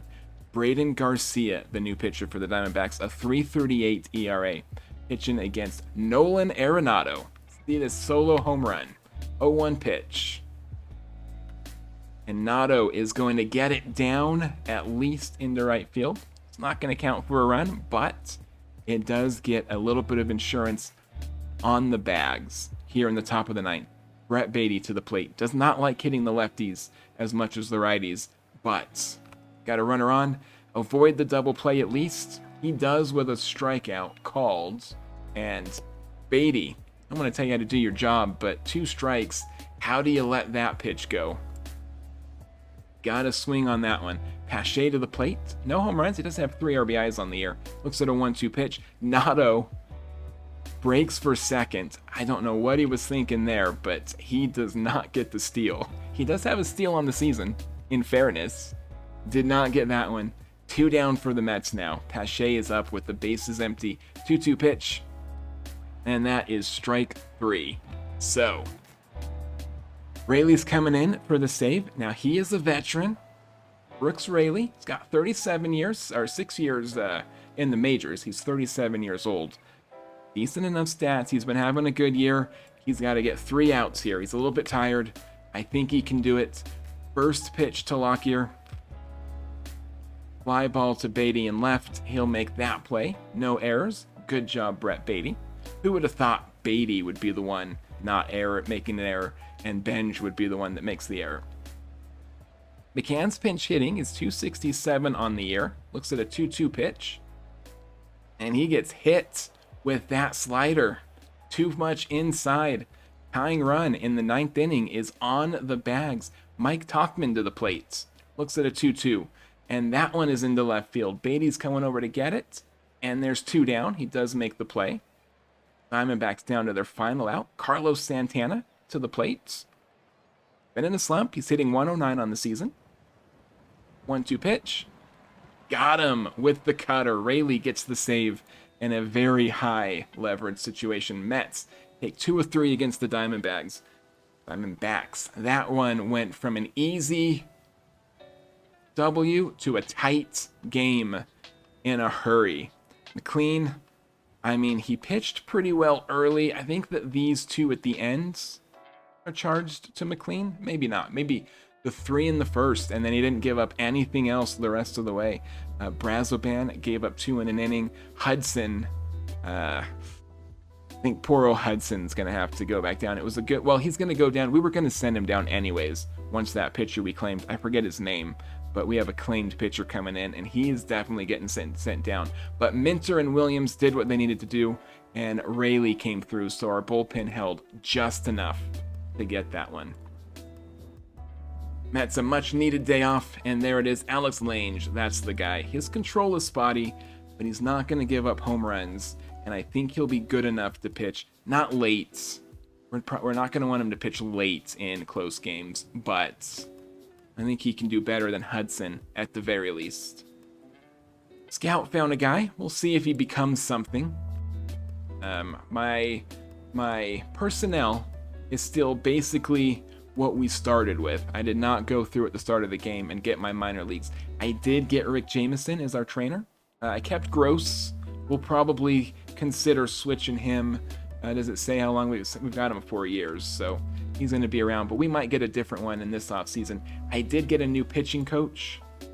We didn't have much to choose from, but our guy here, legendary at pitching, development, mechanics, and aging. He's outstanding. So we upgraded our pitching, and I did get another hitting coach who is just outstanding at hitting, but he does do a pretty good job with these. So we got, I just did those 3 with our staff.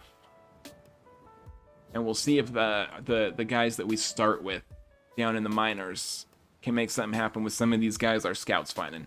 All right, we're going to bring Lange to the roster here. Dylan Ross, no, it was Hudson. Hudson had a rough one that time. Was planning on sending Dylan Ross down.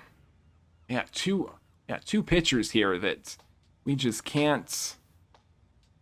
They're not quite ready. He's younger.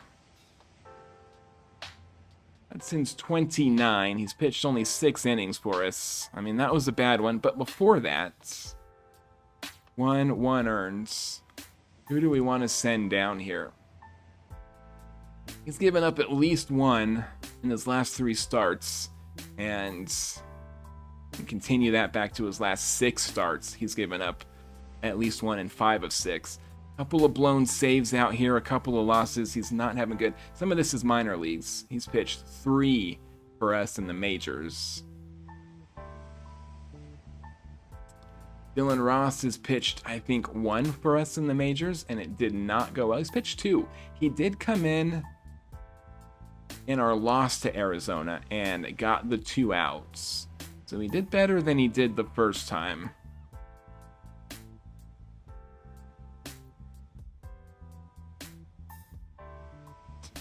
We would have to waive Hudson if we wanted to send him back down. I think what we do is Ross. He's the younger one. I know Hudson had a really bad outing, but let's see, before we overreact, let's see if that's the norm or if he has another really bad outing. The waiver wire does not have much for us out here right now. We do need like 1 more bullpen arm. So I just kind of don't trust Hudson. Kimbrel also, we can see just the snapshot of the WAR. Kimbrel, you know, he's a 0. Devin Williams, he should be better. I think that's these numbers here are temporary, but he's not doing great.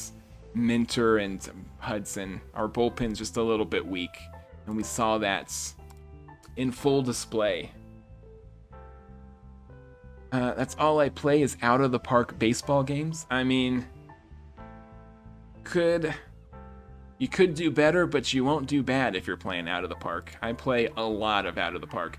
On stream, we usually play it in the springtime, and then I mix in some other things, but I play out of the park year round. Mets still looking terrible on offense, but we are first in strikeouts for whatever that may be worth.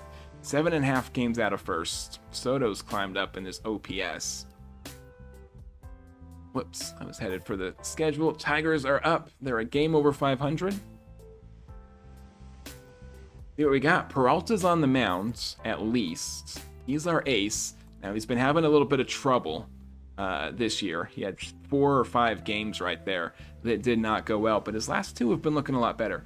7 innings, no earned, 10 strikeouts and no walks. That was his last outing against, I think, Colorado. They need to fix this little bug they've got here, but it was against Colorado in Coors Field. So hopefully he's got it working. And we're at Citi Field. First batter, 0-2 pitch, and Peralta picks up where he left off with a strikeout to Jones to lead this one off. McGonigal. I've had McGonigal on my roster before, and he's a pretty decent talent out here. He's not doing too bad for Detroit so far this year. Still early, but set a first pitch from Peralta and grounds this one to Lindor. 1 down here in the first. Spencer Torkelson to the plate, looks at a 2-2 pitch. And that's going to be ground to Lindor. So Peralta comes out in the first and gets him in order. We are headed to the bottom. Francisco Lindor leading this one off. 2-1 pitch. Flies this one into center field. Forgot to look at the Tigers pitcher. Jack Flaherty. I was watching somebody stream out of the park earlier, and that was their player right there. They were talking him up. He's a 540 this year. Let's see if we can abuse him a little bit. Bichette, 2-0 pitch. He's going to send this one into right field, and it is going to sneak across the wall. Bichette, his 9th home run of the season, is a first inning solo shot off Jack Flaherty. Bench to the plate. Still having a very bad season. I've got to get him back down into AAA, quite honestly, as he flies this one to center field. That's going to be our second out, but he's too young to be hitting 139. That's just going to stunt his growth. We've got to get him back where he can have some success, at least for a little bit. A little comebacker from Soto, and that's going to do it for the Mets. But they get one off the Bo Bichette home run. And we are headed to the second with a run lead. Carpenter looks at an 0-2 pitch, and that's going to be strike 3. Beautiful fastball right on the corner. Peralta looking good early. 1-0 to Gleyber Torres, and that's a ground ball to Nolan Arenado, 2 down. Colt Keith coming in, the designated hitter. He's hitting 289 on the season. Looks at a 1-2 pitch and swings at a strike 3 that was high. That high fastball got him. 3 strikeouts so far for Peralta as Francisco Alvarez comes to the plate. Bottom of the second, looks at a 1-0 pitch. Rounds this one to shortstop. There's 1 down for the Mets. Nato to the plate. Got his average up, quote unquote, up to 200. I'd love it if he could get up to about the 230 area. He's going to fly this into center. The center fielder is able to play it. And that is 2 down as Brett Beatty to the plate. Looks at a 2-2. And he swings at that fastball. Very high fastball right there. Got him. We are down in order, headed to the 3rd inning. Owen to McKinstry is lined into left field. And that's an extra base leadoff hit, even with the Jedi mind trick there at the end that pulled the ball to him. That is a leadoff double for Zach McKinstry. He's got speed. He's got some stealing instincts. Let's see if he tries to swipe third here. It's Dylan Dingler to the plate. 292 hitter on the season. Doesn't steal third, but that's a walk. So the Tigers now, no outs, got 2 on. Meadows at the bottom of the order, and then it's going to flip back to the top. So Peralta's in a little bit of trouble here. He gives the 2-2 pitch, gets Meadows swinging. We are back to Jahmai Jones.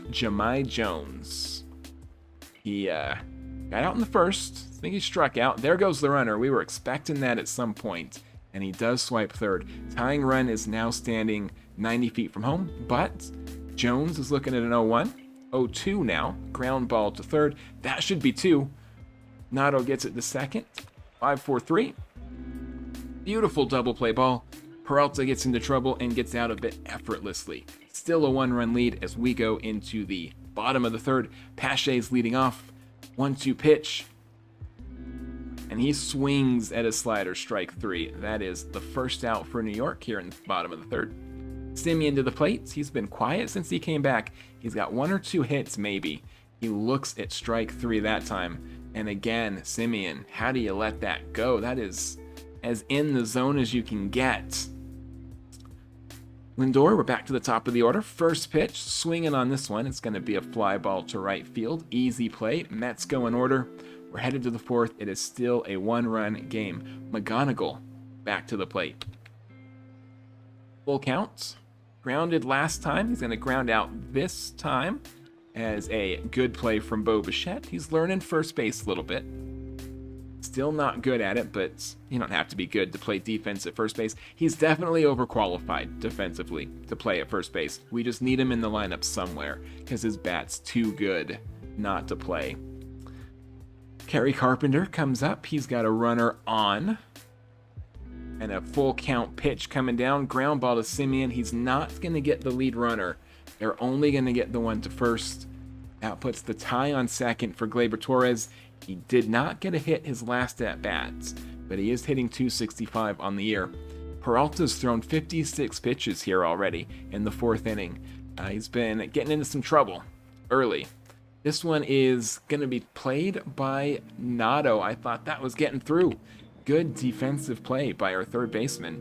Gets him out of trouble again. We're headed to the bottom of the 4th. It is a 1-0 lead, New York. Bichette to the plate. He hit the solo home run that gave us our 1. Let's see what he can do in his second at-bat, or is it his third at-bat at this point?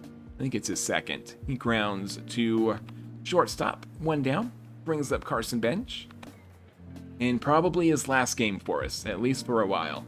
He is going to bite on that curveball down and away. Strike 3. Brings up Juan Soto. 2 down, nobody on, 1-1 pitch. Soto pops this one up to third. Mets again go in order. So after that home run ball given up by Flaherty, he hasn't given up a hit since. I'm not sure he's given up a walk, for that matter. He may have gotten the next 9, 10, 11 outs? I have to go back and check, but he's been on point since he gave up that home run. Leadoff batter, Keith, grounds out to second, 1 down. Zach McKinstry almost came in to score a couple innings back. He is going to fly out to center this time. Safe to just not let him on base. Brings up Dingler, 292 hitter, looks at a full count, and he grounds this one to Lindor. So Peralta gets him in order in the 5th. Heading to the bottom of the inning, yep, no walks, 4 strikeouts. He's got him in order since he gave up that home run to Bo Bichette. His only mistake. Flaherty has been on point here tonight. Alvarez to the plate, hitting .253 on the season. And he is going to bite on that fastball. It was in the zone. He had to swing. That's strike 3. 5 strikeouts, no walks. Flaherty. He has only thrown at 61 pitches so far here in the bottom of the 5th. Nato to the plate. Bites off that strike 3, but grounds to shortstop. 2 down. Brings up Brett Baty. 1-1 pitch. And Beatty lines to first. Mets go in order again in the 5th. We are headed to the 6th. It is still a very tight 1-run game. Parker Meadow is leading off. Bottom of the order for the Tigers. Looks at a 2-2. He's going to fight that one to second. 1 down. Comes back to the top of the order. Jahmai Jones to the plate. Hitting .293. Looks at a 1-1. He's 0 for 2 today. That one is going to be 0 for 3. Benj is able to make the play on that one. Brings up McGonigal, also 0 for 2. Looks at a 2-2 pitch, and that's strike 3 with the fastball. Peralta gets 6, no earned. A good outing for Peralta. He's had traffic at times tonight, but he got out of it. Mets at the bottom of their order as well. They do cling to a 1-0 lead as Pache comes to the plate. He's hitting .219 on the season. Not our strongest hitter, and that shows here as he bites on that curve inside. Strike 3, brings up Simeon. He came back. Let's take a quick look here on Simeon, because he came back Arizona right there, and he's gotten 1 hit in 7 at-bats, so he has been very quiet since returning. We need this bat to be fine. He is hitting 9th in the order, but we need our second baseman to be a little bit more offense, or we're going to have a lot of trouble this year. He's going to fly out to right, so no offense this time. Brings up Lindor, 2 outs, nobody on. Looks at a 1-2 pitch, and Flaherty gets 6 innings pitched here tonight. 5 strikeouts, 1 earned on 1 hit. A very good outing. Peralta, 5 strikeouts, 2 hits, no earned. He's been matching Flaherty at least, but 87 pitches here in the 7th inning. We'll see how far he can go. As he faces the meat of the order, another good play by Arenado. He is holding down third base, 1 down in the 7th. Kerry Carpenter to the plate. Nobody on, 1 out. And he swings at, well, I guess it wasn't ball 4. It was a 3-1 pitch, but that one was in the zone. It's going to be the 2nd out for the Tigers. Up to the plate, Gleyber Torres. .263 hitter. No one on, 2 outs, 0-2 pitch. And he bites on that slider way inside right there. That was a beautiful pitch for Peralta. That is 7 innings pitched. Flaherty, however, only 81 pitches thrown through 6 innings. He's got 6 strikeouts without a walk, 1 hit. It would be great if we could get him out of this game. He might be pitching a complete game here the way he's going. Bo gets that one to drop, and that is a leadoff single for the Mets. Finally, they've got a base runner. Bo Bichette's got both of our hits. Home run in the 1st, single in the 7th. Benj to the plate. Could be his last at-bat as a major leaguer. He looks at a 2-0 pitch and grounds into an out at 3rd that does advance the runner to 2nd. Thought it was going to be a double play for a second. I had to reset my commentary. Juan Soto comes to the plate. He's got a run on 2nd. A little bit of insurance would be good here. We've seen our bullpen just collapse. So a 1-run game is very precarious right here. He is up against Flaherty. First pitch. What are you doing? Well, I stand corrected. Bichette does get into third. I was about to yell at him for getting thrown out at third with one out. That brings a little insurance 90 feet from home. I guess good decision, Bichette. See what Soto can do. And they're just going to walk him there. Yep, once the runner got over, that's 4 balls high in the zone. They just, just let him go. Kenley Jansen is in. Flaherty is finally out.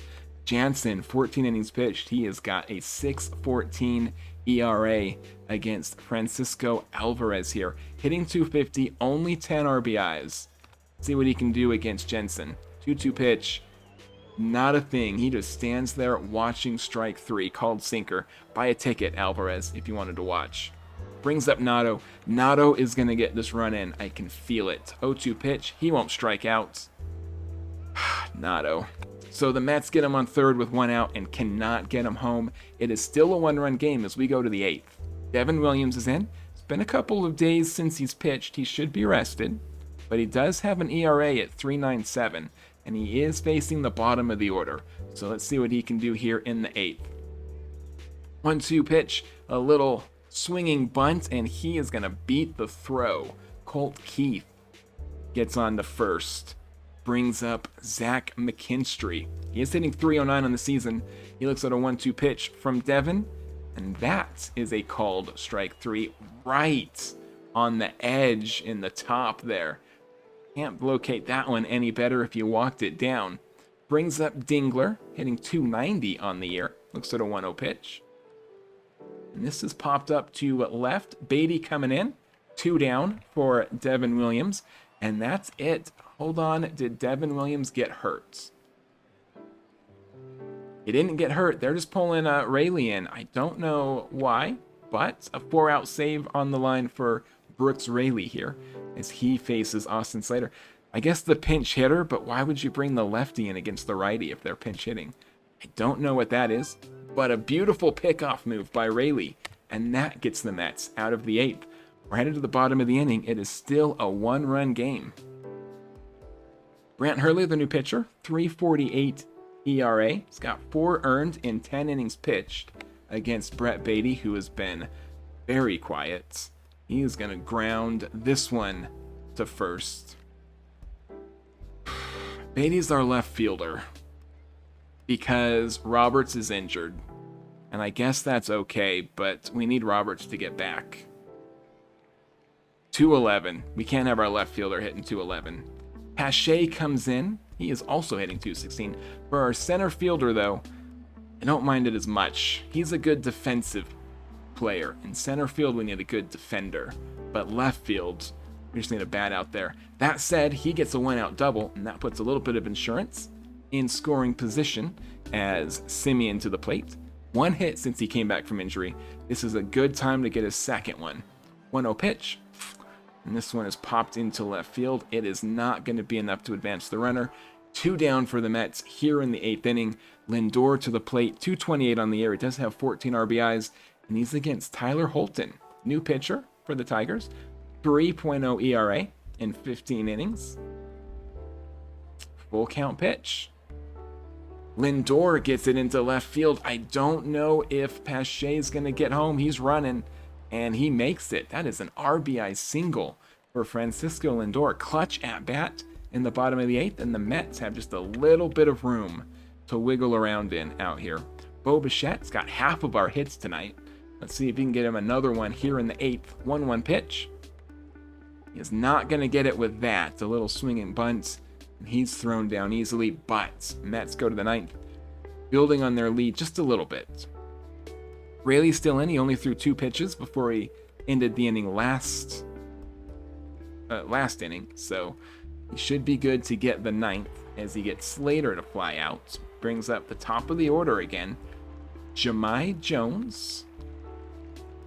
Hitless in 3 trips. Flies this one to center field. That should be easy for Pache. 2 down for Brooks Rayleigh. Javi Baez, former Mets. He is pinch hitting. 135 on the season. Been in a slump. Should be an easy out for Rayleigh.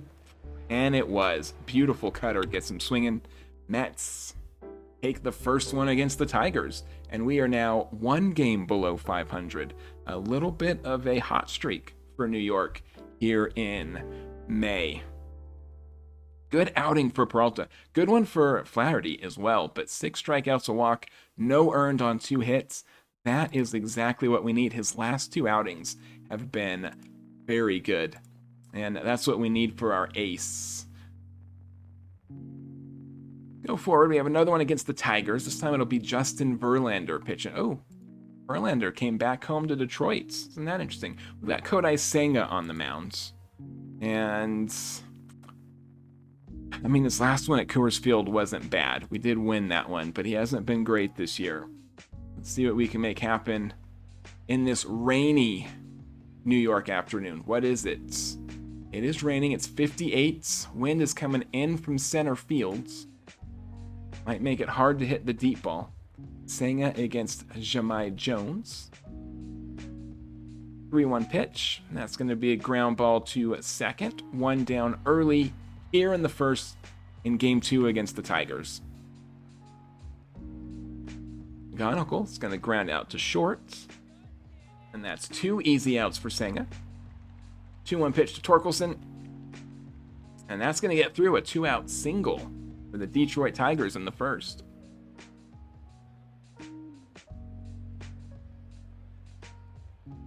Kerry Carpenter to the plate. Senga needs 1 more to get out of this inning. A 1-1 pitch. This one's going to be flown into left. I think that's over Beatty's head. It is. Can they get the ball in before the run scores? No, they cannot. Carpenter gets around, and that is an RBI double. Or not Carpenter. Torkelson gets around. Carpenter got the RBI. Senga spotting the Tigers a run here in the first. Labor Torres flies this one to Benj. Oh, bugger. You gotta move Benj to the minor leagues. Well, this is his chance to prove me wrong. Benj, you got 1 more chance out here. Verlander is out. He has got a 2.89 ERA. That's very respectable. 1-2 record. So he hasn't been having success with his offense, but he hasn't been giving up a lot of runs. First pitch to Lindor, swinging, and that's going to get him aboard. A single. Brings up Bo Bichette. He has been on fire lately. He cannot get a first inning home run this time like he did last night, unfortunately. Brings up Carson Benj. First pitch swinging. Oh, first pitch. Lindor breaks to second. That puts the tying run on in scoring position for Carson Benj. I don't have faith for Benj getting him in, but at least there's no double play in order right now. And he swings at that changeup, strike 3, so Benj cannot get him in. It does bring up Soto. I have more faith in Juan Soto getting this one in. 306 on the year, 26 RBIs, 10 home runs is pretty respectable as well. See what he can do against Verlander. Full count pitch. He swings at what looked like an outside pitch that is going to get the run home and tie it up. Good job, Soto. That was way outside, but at least he can handle it. I guess an RBI double is better than a walk, huh? Brett Beatty to the plate. Still has a runner in scoring position. 1-2 pitch, and he has just been silent. He's not a pitcher. He's a batter. Brett Beatty hits. He had 2 against Arizona a couple nights ago, and then 2 against Arizona in Game 1. Oh, he was a little bit there, but he's been quiet the last 2 games, I guess. Sometimes it just feels like they're quiet. It's more, what have you done for us lately, you know? Senga does get the leadoff Keith. The ground out brings up Zach McKinstry. Game is still tied at 1 as McKinstry grounds to Francisco Lindor. 2 down in the second. Dingler to the plate, looks at a 2-2 pitch. And Kodai Senga has a much easier second inning, which is good. Kind of a pattern emerging here. A lot of our pitchers are getting abused a little bit in the first, and then they settle down as the game goes on. So hopefully that's true for Senga here tonight, and he's able to pitch a couple scoreless innings. As Nato pops out to third, 1 down here in the bottom of the second. Brings up Simeon. 1-0 pitch. He's going to pop this one up to first. And a very efficient inning for Verlander here. He's already got 2 outs. He's only thrown something like 4 pitches, maybe 5 pitches. 2-2 to Torrens, who is in for Alvarez tonight. He's going to ground this one to second, and that's 1-2-3 inning for the Mets. So we're headed to the third. Score is still tied 1-1. Meadows flies this one to Beatty in left. That should be routine. 1 down. Jahmai Jones back to the top of the order. He looks at a 1-0 pitch. And he's going to ground this one to Shet at first. He makes the play. 3-1.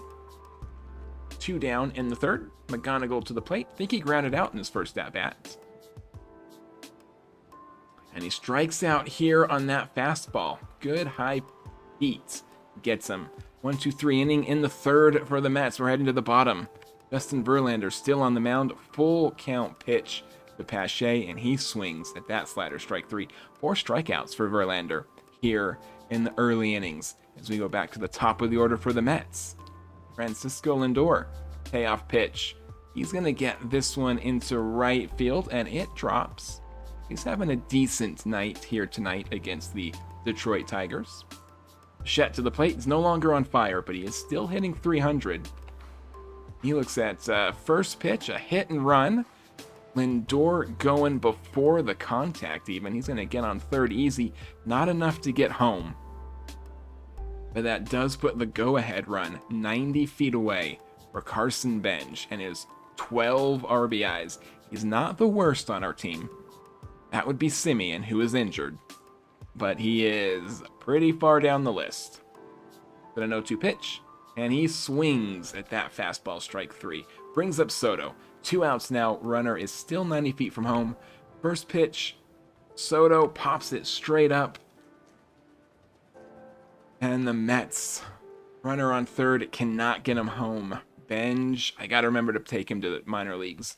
He is starting to hurt us. The rain is beginning to fall, is a little bit of an understatement. 2-2 pitch to Torkelson. Singled last time up. It's going to strike out this time. Brings up Carpenter with the RBI double last time. Looks at a 0-2 pitch and watches strike 3. Beautiful fastball.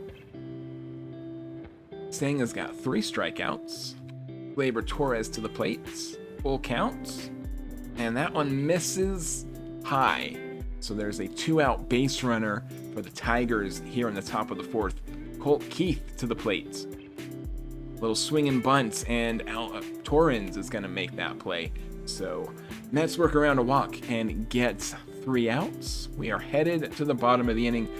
Brett Beatty to the plate, hitting 5th in this order. And that's probably... I don't think that I made that decision, right? Because Torrens is in. So the AI switched to the batting order. I think that's where Alvarez would hit normally, and they moved Beatty up. I don't know if I agree with that decision, but that's where we're at now. Nato to the plate, 1 out, first pitch swinging, and this is the ground ball to third. So Verlander gave up the one in the first. He has been on point, only 4 hits given up here today.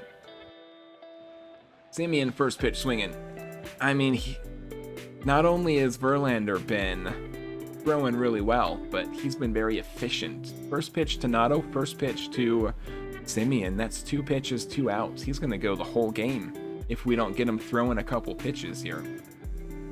1-2 to McKinstry. He swings at that ghost forkball that Senga's known for. That's strike 3. 1 down. Stingler comes to the plate, hitting .284 on the season. And he swings at the forkball. 2 strikeouts here in the 5th inning. Senga has got it turned on.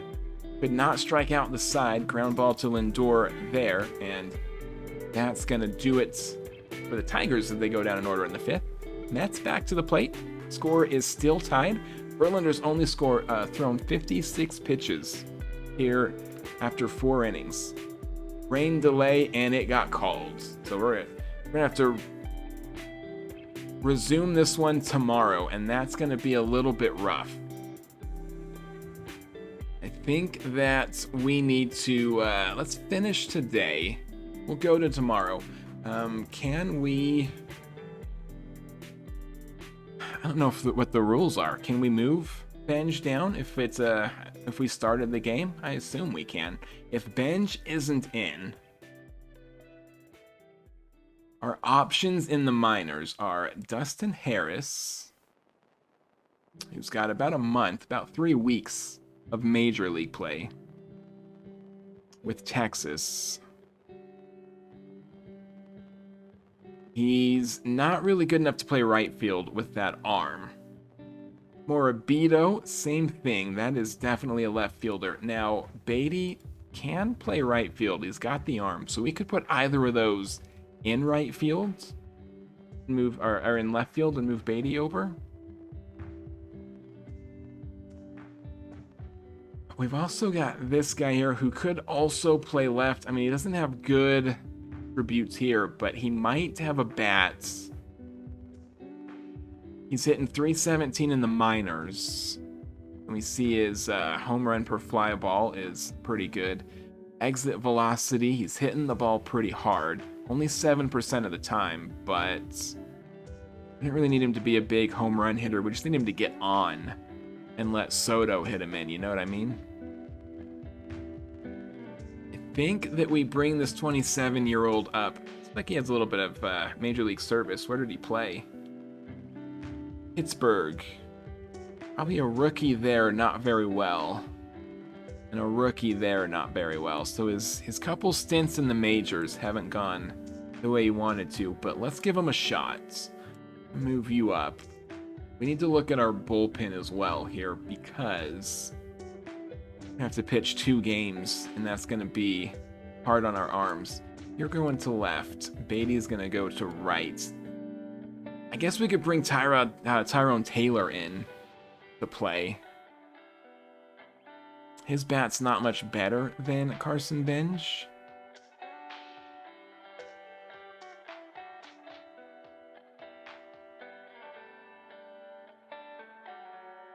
I'm going to say let's give Lim here, Ji-Sung Lim, let's give him a chance. He's been hitting the ball well in AAA.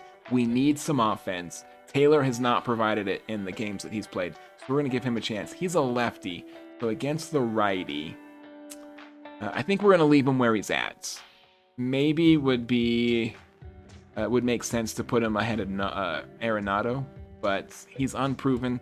Let's leave him at 7 for now and see how it looks. So against the lefties, Taylor's a righty, so I guess we could still let Taylor play in left fields. Yeah, that's, well, no, because we still do need a right fielder. And he doesn't have the arm, so he is still going to be the left fielder. So Beatty is a lefty and Tyler's a righty. So I guess in this case, we'll bring Tyler in at right fields and let Beatty sit out against the lefties. And then Tyler's down there. That's probably fine. 8 and 9. We'll let that go. Our bullpen, I mean, it looks like they're fairly rested. They all had yesterday off. Did they have 2 days? Yeah. Our whole bullpen has had 2 days off, so we may actually be good. I guess after game 1, we'll see how things look. But how many innings did we get in game 1 there? Do you remember? Because we're going to have to start from where we left off. So our bullpen's going to have to pitch quite a few. A little bit of a mess here. But Drew Anderson's coming in. He's a 3.38 ERA against Torrens. 1-2 pitch. Torrens gets this one down. Yeah, Torrens was starting for us yesterday.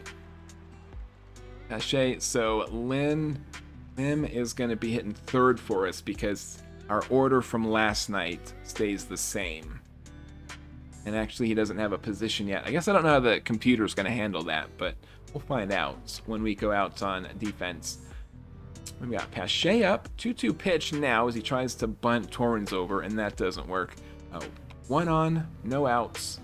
He's going to get this one up the middle into center field. That will get Torrens onto 3rd. And the Mets again, bottom of the 5th, have the go-ahead run on 3rd. We've had so much trouble getting that run home. Let's see if the top of our order, plus Lim, can get him in.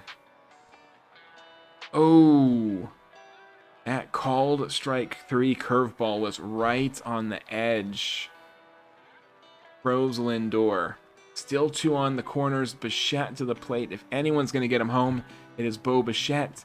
And he goes deep right field. That is a 3-run bomb by Bo Bichette. 355 feet. His 10th home run of the season. Lim to the plates. Nobody on. 1 out. Eric Lauer is the new pitcher. 2.86 ERA on the season. 1-2 to Lim, and he, in his first, at least major league at bat for the Mets, he's going to fly out to center. So there's 2 down. Soto to the plate. He's 1 for 2 last night, anyways. He's going to ground out to second here tonight. And that's going to do the 5th. Alex Lange, our new pitcher that we just claimed off of waivers, going to come in for the first time as a Met. 277 for the Royals. That's where we got him from.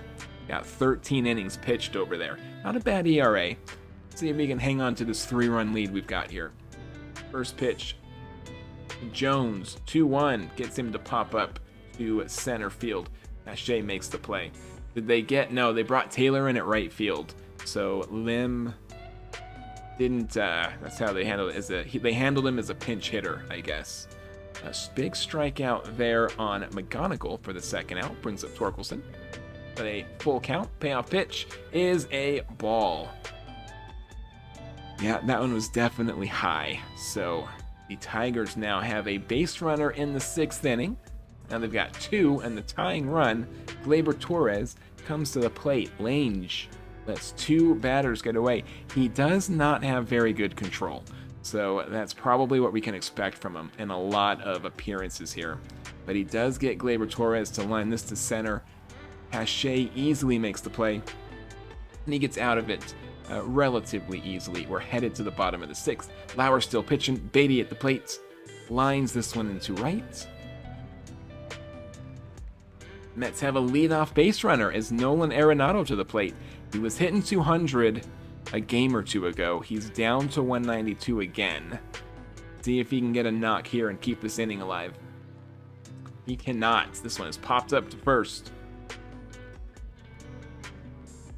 At least he didn't ground into a double play. It's going to bring Simeon to the plate. He was 278 when he came back from injury. He's 207 now. See what he can do against Lauer in the 6th.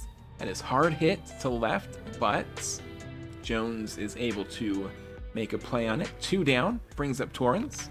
Looks at a 1-2 pitch, and he's going to ground out to second. 4-3.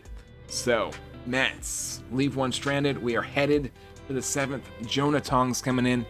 4.85 ERA. He's had some trouble at times this year, but he's also been really well. So, here's to hoping that he's feeling it tonight. 1-0 pitch to Keith. Grounds this one to first. Easy 1 out. 2 pitches, 1 out. Not bad. McKinstry looks at a 1-2 and sends this in the center field. Pache is there. That is 2 down.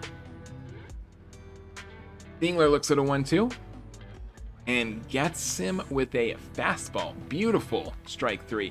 He just had a nice cluster right there in the top corner. Good inning for Tong. 1-2-3. We're headed to the bottom of the 7th. Pache leading off. Looks at a full count. Lauer's still pitching. Pache goes deep, and that's going to squeak over the wall. His first home run of the season gives the Mets a little bit more insurance, and it is no longer a save situation for Brooks Raley here tonight. Lauer still on the mound. Looks at Lindor. He's 2 for 3. And Lindor's going to go yard back-to-back home runs for the Mets here in the bottom of the 7th. As I was going to say blown this one open, but we've seen our bullpen give up this kind of a lead before. Still, it's looking very good for New York as Bo Bichette comes to the plate. Eric Lauer still pitching. They're probably trying to save their arms for tomorrow night, which makes sense if they feel like this one has gotten away from them. A single in the center field puts Bo Bichette on. Still no outs here on the 7th. That is going to actually do it for Lauer after that one. Marinaccio coming in. He's got a 1.80 ERA, but only 5 innings pitched. So a very small sample size. This is a a 30-year-old. He might be a veteran. He's not a young kid, but I don't know how much major league experience he's got. He is going to get fly out to center for Tyrone Taylor. Brings up Juan Soto. 1 on, 1 out. Riccio on the mound. 0-1 pitch. That's a double play ball. Ooh, but an error means everyone is safe. A miscue for the Tigers keeps this inning alive, and Beatty comes to the plate, hitting .217 on the year. Only has 5 RBIs. That is very bad for what we want to get out of Beatty. Send the ground this one to first. That should be 2, and it is. So the error doesn't cost the Tigers in the 7th. We're headed to the 8th. It's a 5-run game for Jonah Tong. He might be here trying to get a 9-out save if he can get through these next 2 innings. But a walk to the 2 leadoff. I don't know why Rayleigh's in. It's the 2nd time they've brought our closer in the 8th. Should definitely be Devin Williams territory. Rayleigh is going to give up a single up the middle. Pache fields it and keeps the run from coming home, but the Tigers have him loaded here in the top of the 8th. It is a 5-run game. Torkelson's got power. He's got 10 homers and 21 RBIs on the season, hitting against Brett Rayleigh, who's been good all year, only 5 earned in 23 innings, but he is in trouble in the 8th. Payoff pitch to Torkelson, and he gets him with a beautiful cutter right on the bottom of the zone. That's 1 down. They're going to pinch hit Javier Baez, which is an interesting decision. Hitting .132 on the year. He does have a little bit of power, I guess. I think they like the matchup, the lefty-righty matchup, but let's see if Rayleigh can get Baez down for a big 2nd out. And he does. The cutter, this time, up. Looks like out of the zone right there. Gets him to chase. Good 2 at-bats for Brooks Rayleigh. And Gleyber Torres to the plate. He's hitting .257 this year. It's going to be a tougher out for Rayleigh, but there's already 2 outs. He just needs a fly ball or a ground ball, and he gets it. And the Mets have the bases loaded with no outs, but they get out of it without any damage. We are headed to the bottom of the 8th. It is still a 5-run game. Notto's leading off. First pitch swinging here. Gonna pop that one up to 2nd. It's a good early easy out for Marinaccio. Brings up Simeon, hitting 200. It's at a full count and sends this into center field. So Mets have a 1-out base runner. Gonna hold up on first. Brings up Torrens. 0-1 pitch, and he lines this one into right field. That is couple of base hits for the Mets in the bottom of the 8th. And they've got something going. Pache homered his last at-bat. Got 4 RBIs on the year, .238 batting average. A runner in scoring position in the 8th. He's going to pop this one up into left field. That's the 2nd out for New York. Brings up the top of the order, Francisco Lindor. He was in a bit of a slump earlier. He's gotten out of it. Gotten his average up to .245. Still has a runner in scoring position. And he watches strike 3, a fastball, right at the top of the zone. We are headed to the 9th. Craig Kimbrell. Craig Kimbrell is who they're bringing in to close. He was all right his last outing, I guess. But .263, I guess that's a decent ERA. 146 whip. And a 1-3 home run. I guess it's not a closed situation. Here I am thinking it's a 1-run game. But we blew it open a little bit, so maybe that's why they've got Kimbrell coming in. 2-2 pitch to Keith, and that's going to be 1 down. Mets 2 away from a veritable win streak. It'll be our 3rd in a row. Will it? As they get McKinstry to ground out, brings Dingler to the plate. 0-1 pitch. And that is a ground ball to Lindor. And the Mets take the first 2 from the Detroit Tigers. And we are no longer a losing team. We have gotten to 500 here in April. May. We're in May already. Senga had a pretty good outing here. 5 strikeouts. He probably would have gone further if the game hadn't been delayed. So we had to use quite a few relievers, and that's what I was worried about, our bullpen. We'll see what it looks like here after that game. But yeah, that's 3 in a row, and that's 6 of our last 7. 3 and 3, or that's, yeah, 6 of our last 7. So the Mets are much better May than they had in April. Let's hope that this is more indicative of the kind of team they are, as opposed to where we started here. We do still have Kimbrel, who is going to be available. Williams, they didn't use, so he should be fine.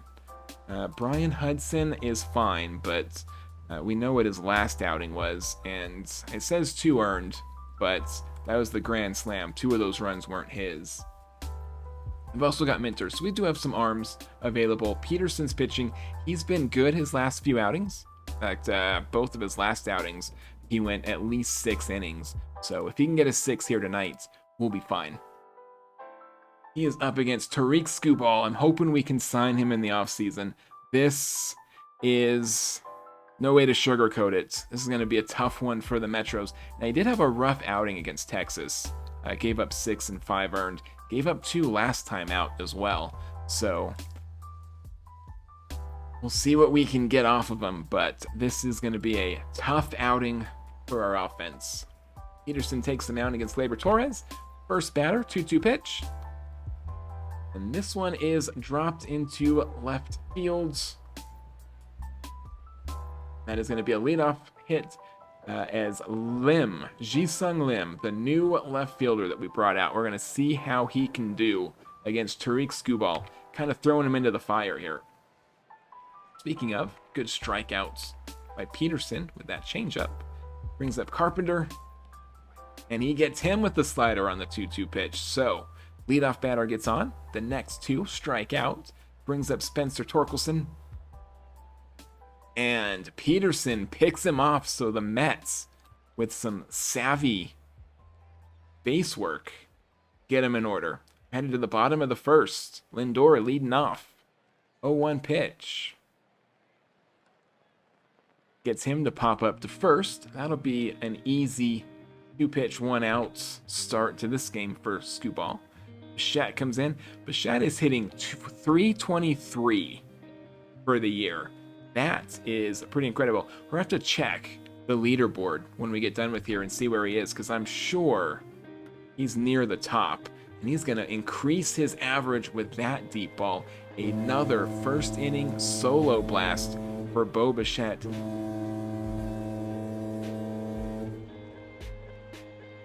He's promised $55 million next year, and that is a hell of a contract. But he has been basically our only offense this year. He had 311 last year too.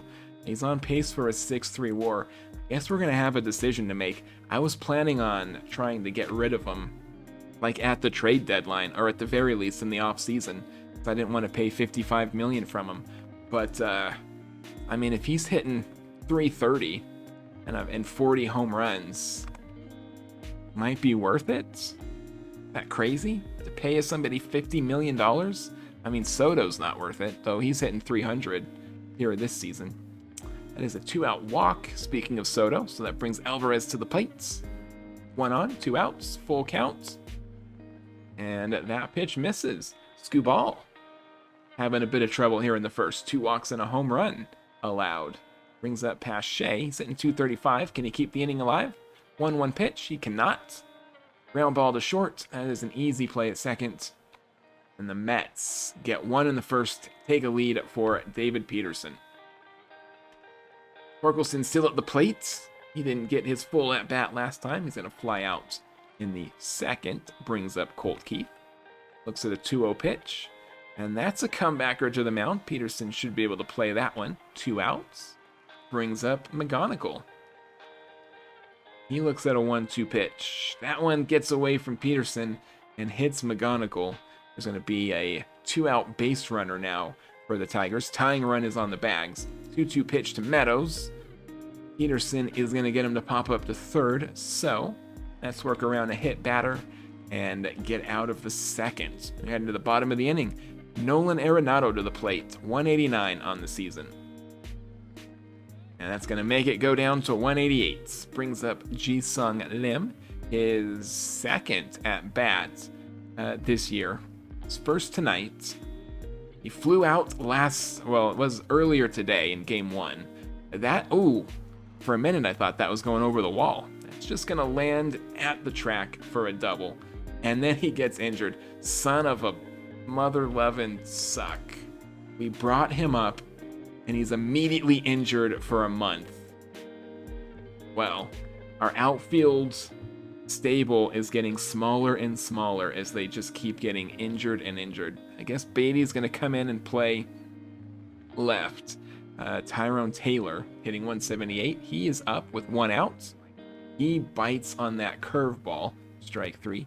Back to the top of the order. Lindor to the plate. Runner in scoring position. A very slow runner in scoring position, but an extra base hit will get him in. He watches. Really, umpire? He watches. I mean, that's not Lindor's fault right there. That ball is as out of the zone. Can we not challenge? Where's the ABS? Well, Mets leave him stranded. And we are going to the third. Zach McKinstry to the plate, hitting 300 almost this year. He looks at a 2-2 pitch. Hopefully we get the calls that they got on that at-bat here in the third. He's going to get Rogers to pop up to third. Nato makes the play. Nolan has been anchoring our defense over there. Do not regret signing him or trading for him, even though he's hitting 188. And really, your third baseman should be more offensive than that. You don't need a great defensive third baseman to win a championship, but when you've got Nato, you don't have to worry about the left side of the field. Swing and a miss on Bichette. That's going to be one easy out. Simeon to the plate. First pitch here, swinging. He's going to ground out to short. That is 2 easy outs for Skubal here in the bottom of the third. Soto to the plate. He's hitting over 300. He walked his first time up. He's going to ground out his second time up. Easy 1, 2, 3. 5 pitches in that inning. Skubal had no trouble with the top of the order there in the third. We're headed to the fourth. Jahmai Jones to the plate. First pitch from Peterson. He's swinging. And that will be 1 pitch, 1 out. Peterson is trying to match Tarik Skubal pitch for pitch. And that is a tall order, I'll tell you. Still, it's the second out in the fourth. He has been doing... He's really been our best pitcher so far. Peralta had a rough stretch, and Peterson hasn't. So overall, I feel like he's been our most consistent. I think Peralta's going to be better in the long run, but Peterson is matching Tarik Skubal here at least, as Skubal gets Alvarez swinging on that changeup. 1 down. Pache to the plate. First pitch. He bites on this one. It is deep, and it's in play, and it's in the park. I thought that was going to curve foul. That was a loud single, but it is a base runner. 3 hits given up by Skubal here in the fourth inning. Nato to the plate. 2-2 pitch.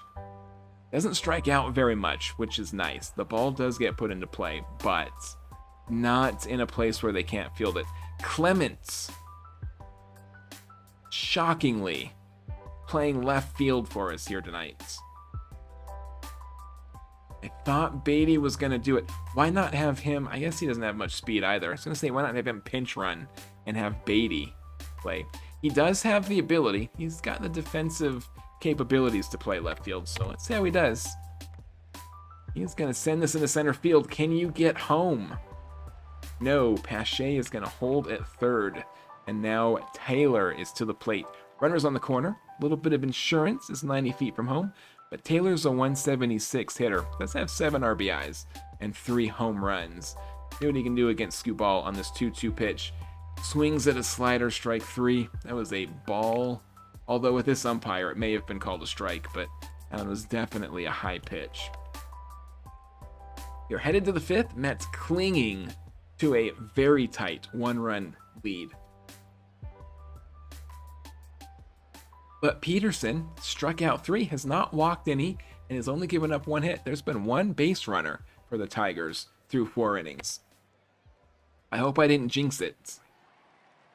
So far not, as Keith bites on that slider. Strike out for the first out of the inning.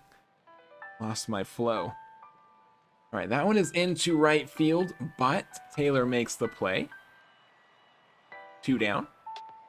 Meadows to the plate. 0-2 pitch. And Peterson gets him swinging on the slider. A 1-2-3 inning. None of those pitches were in the zone. But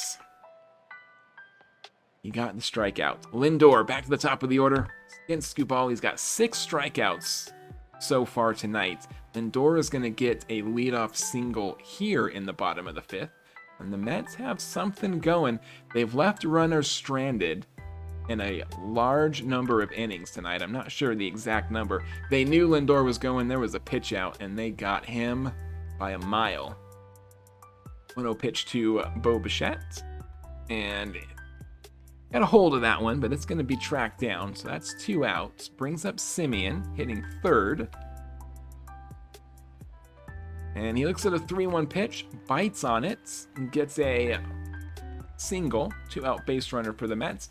That was a strike. He didn't swing at a ball, and that's what you're looking for. At least he didn't swing at a bad pitch. Simeon takes off, and he's going to get in there. So Soto now has a runner in scoring position.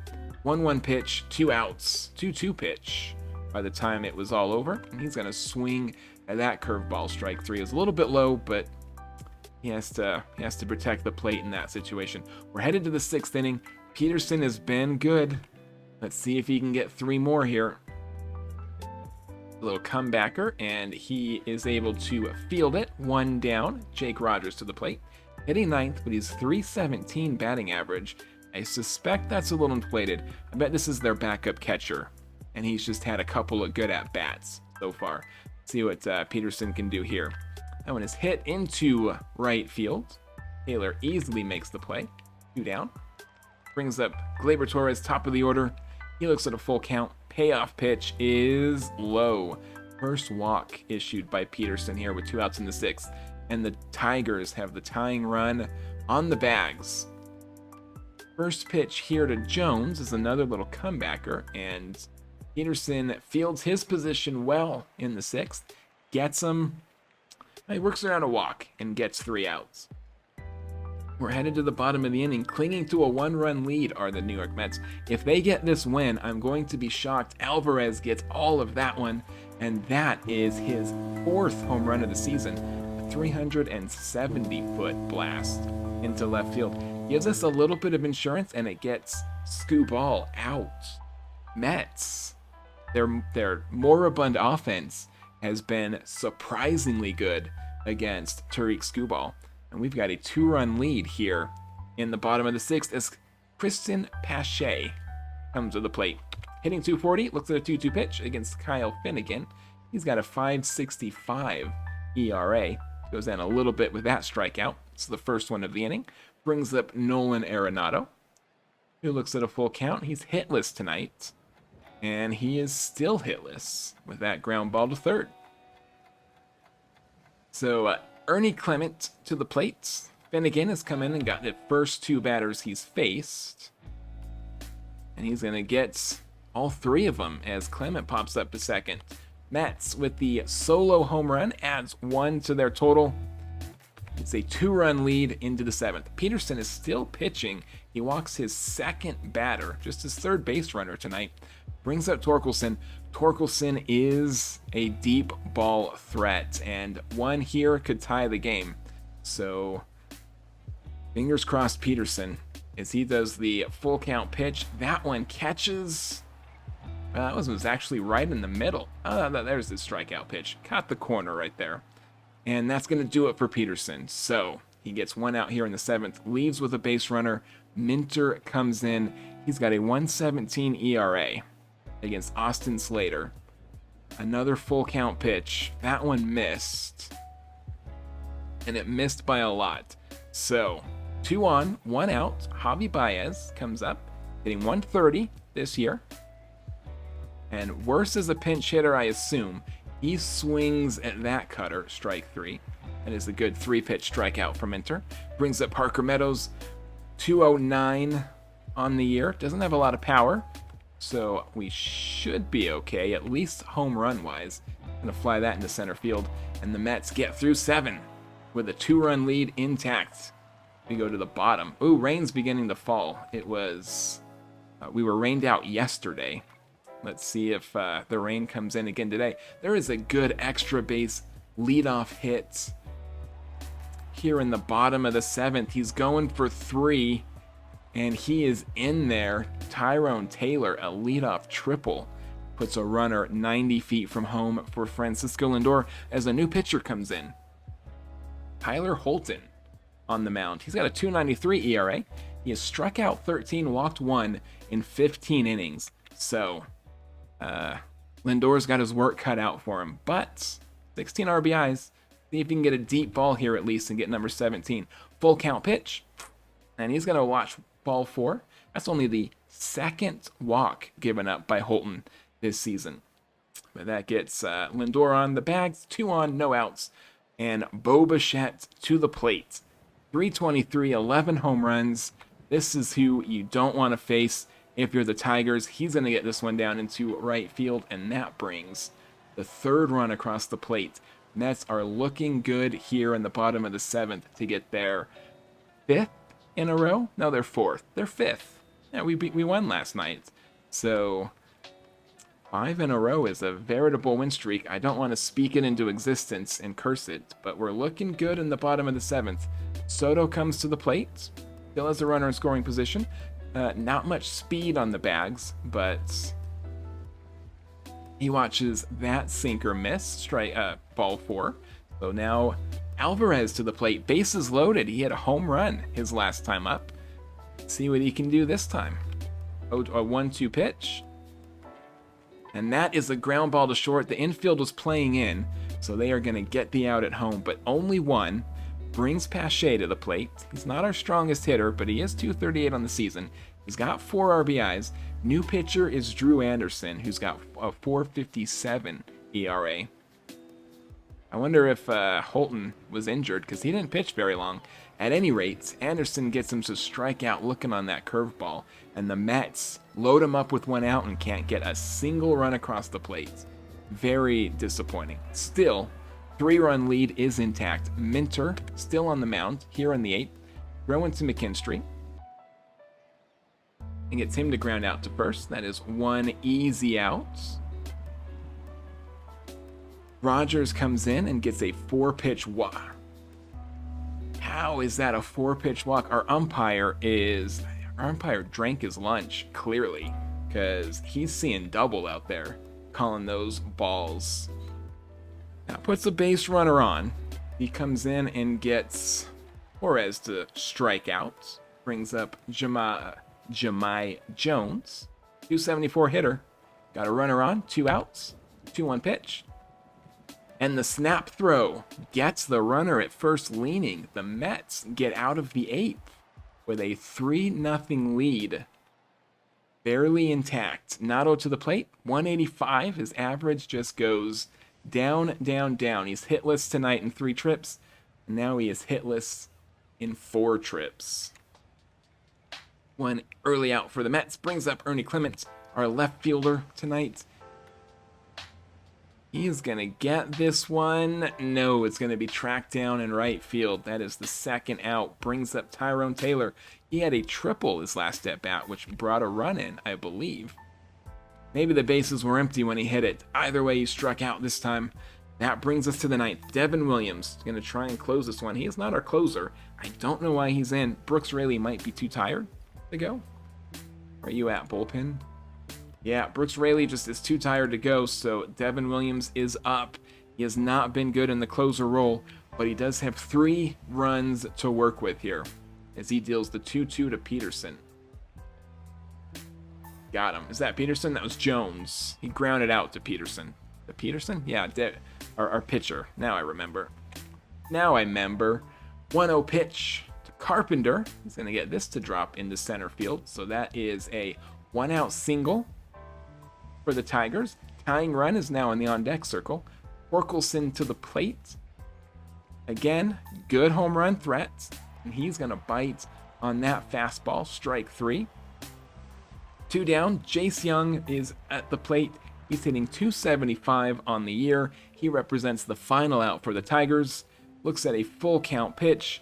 And ground ball. Semien fields it easily. 4-3. It's going to do it. The Mets are above 500 for the first time since March, I think. Or at least early April. Another terrific outing for David Peterson. His last three games. Look at that. Every other game right here. Where is this one? Does it say? Yeah, April 14th. So April 9th maybe? 70, 70, 70, 70. Every other game he's coming out and just dominating. He did get into the 7th inning this time. Only 1 hit, no earned, 6 strikeouts. A gorgeous outing from one of our best, at least this year, David Peterson. Williams, I was reading the name there when I said it. He did okay with his close. Did let a runner get on. You don't like your closer to do that, but didn't let him get off of first. And so we'll allow it.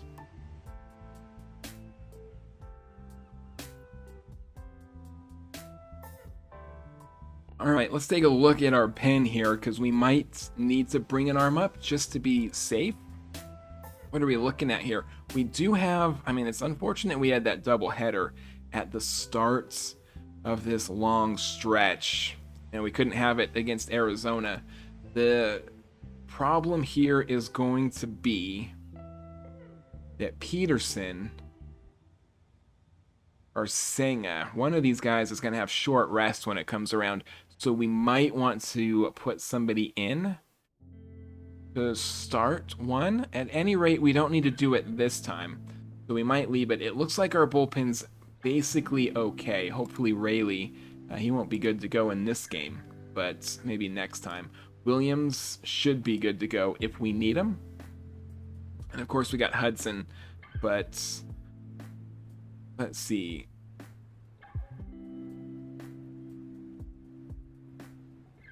I'm going to tell Hudson, avoid high leverage if you can, because we saw what happened to him last time. We might be smart to do that with Tong as well, but he's got a 4.67 ERA. He is young. I think we'll let Tong go for now until he really starts melting down. I think we'll let Tong go. Let's look real quick at our meltdowns. Yeah, Kimbrel's our worst. Rayleigh's had as many, but he's had a lot more shutdowns. Williams actually technically been a little bit better from here in this stat at least. There's Minter. Tong is 2-1. Where's our Hudson? Yeah, he's 0-1. He had that miserable last time, so I think we'll be okay. I think that Tong has shown that he's not terrible. His leverage, does it show his pitch leverage? Yeah, he hasn't been in high leverage situations yet, so I guess we haven't tested him quite yet. See what we got against the Yankees. Carlos Rodon is on the mound. 3.89 ERA. He's going to be up against Manaea for his third start. Yeah, his third start for us here tonight. See what Sean and I can do. We are in Queens, at least. That gives us a little bit of an advantage here. Chisholm Jr. is leading off, hitting 209 on the season, and we are underway. A ground ball to third, easy play for Nato. One quick out for the Mets. Ahmed Rosario, a decent shortstop here. He's going to ground this one to second. Semien makes the play. I guess Rosario's a right fielder. Who am I thinking of? I thought he was... He has played short, but yeah, he's not a shortstop. I'm thinking of somebody else, clearly. Brings up Ben Rice. 2 outs, nobody on. 0-2 pitch. And he watches the slider, strike 3. You're headed to the bottom of the inning. Carlos Rodon to the plate, or on the mound. Lindor's to the plate. And he watches a fastball, strike 3. 1 down for the Mets. Bo Bichette to the plate. Almost hitting 330. A home run here would be nice. He's not going to get it. Flies out to center. 2 down. Judge is playing center. What going on in the Bronx that they've put Judge in center field. He does not have the range. That is for sure. Carlos Rendon is throwing to Marcus Semien. 2-0 pitch. And that's a ground ball. So both New York teams go down in order in the first. We are headed to the second without any offense at all. Aaron Judge is up, and he is dangerous. Not going to get that time, but he's got 13 homers on the season. I was going to check Bichette's batting average, wasn't I? Because I think that 13 home runs is probably pretty close to the lead in the American League. Now, Manaya's movement is not very good, so we can definitely hold our breath when Judge is up, because I'm going to assume he'll get at least one here tonight against Sean Manaea. Still, Manaya's got it cooking through 2. So far has not given up a base runner. We are headed to the bottom of the inning. Juan Soto leading off. Looking at a full count pitch. He swings at that strike 3. Fastball high. You know how Soto loves the high heat. Alvarez homered last night. He's going to get a leadoff single tonight. And that gives the Mets their first base runner. Brings up Christian Pache with 1 on and 1 out. Looks at a 1-2 pitch. And he flies this one. Pops it up to second. That is the second out. Brings up Nolan Arenado. 0-1 pitch. He has not had a hit in a couple of games, has Nato. Didn't get one there either. He's been hitless his last 4, and so far tonight he did go 3 for 4 against Arizona in that big win, but he's been hitless in the last couple, so he's due for one. Watch him tonight. As Grisham grounds out to the shortstop, Manaea still has got his stuff working. The 1-1 pitch, that one is gonna sneak over the wall. I spoke too soon. Volpe gets his 5th of the year and puts the Yankees up 1-0. Mets have a 5-game win streak on the line here against the Yankees. Plus, we've got pride. The one team we want to beat is definitely the Yankees and knock them down a peg. So hopefully our offense can get it going here as Lindor makes out number 3, and we are headed to the bottom of the inning. Yankees get 1. Mets still in striking distance. Full count to Beatty as he gets a little comebacker to the mound. Rodon is able to field that one. 1 down. Brings up Taylor, looks at a 1-2 pitch, and he swings at a curveball, strike 3. We're back to the top of the order. Francisco Lindor, payoff pitch.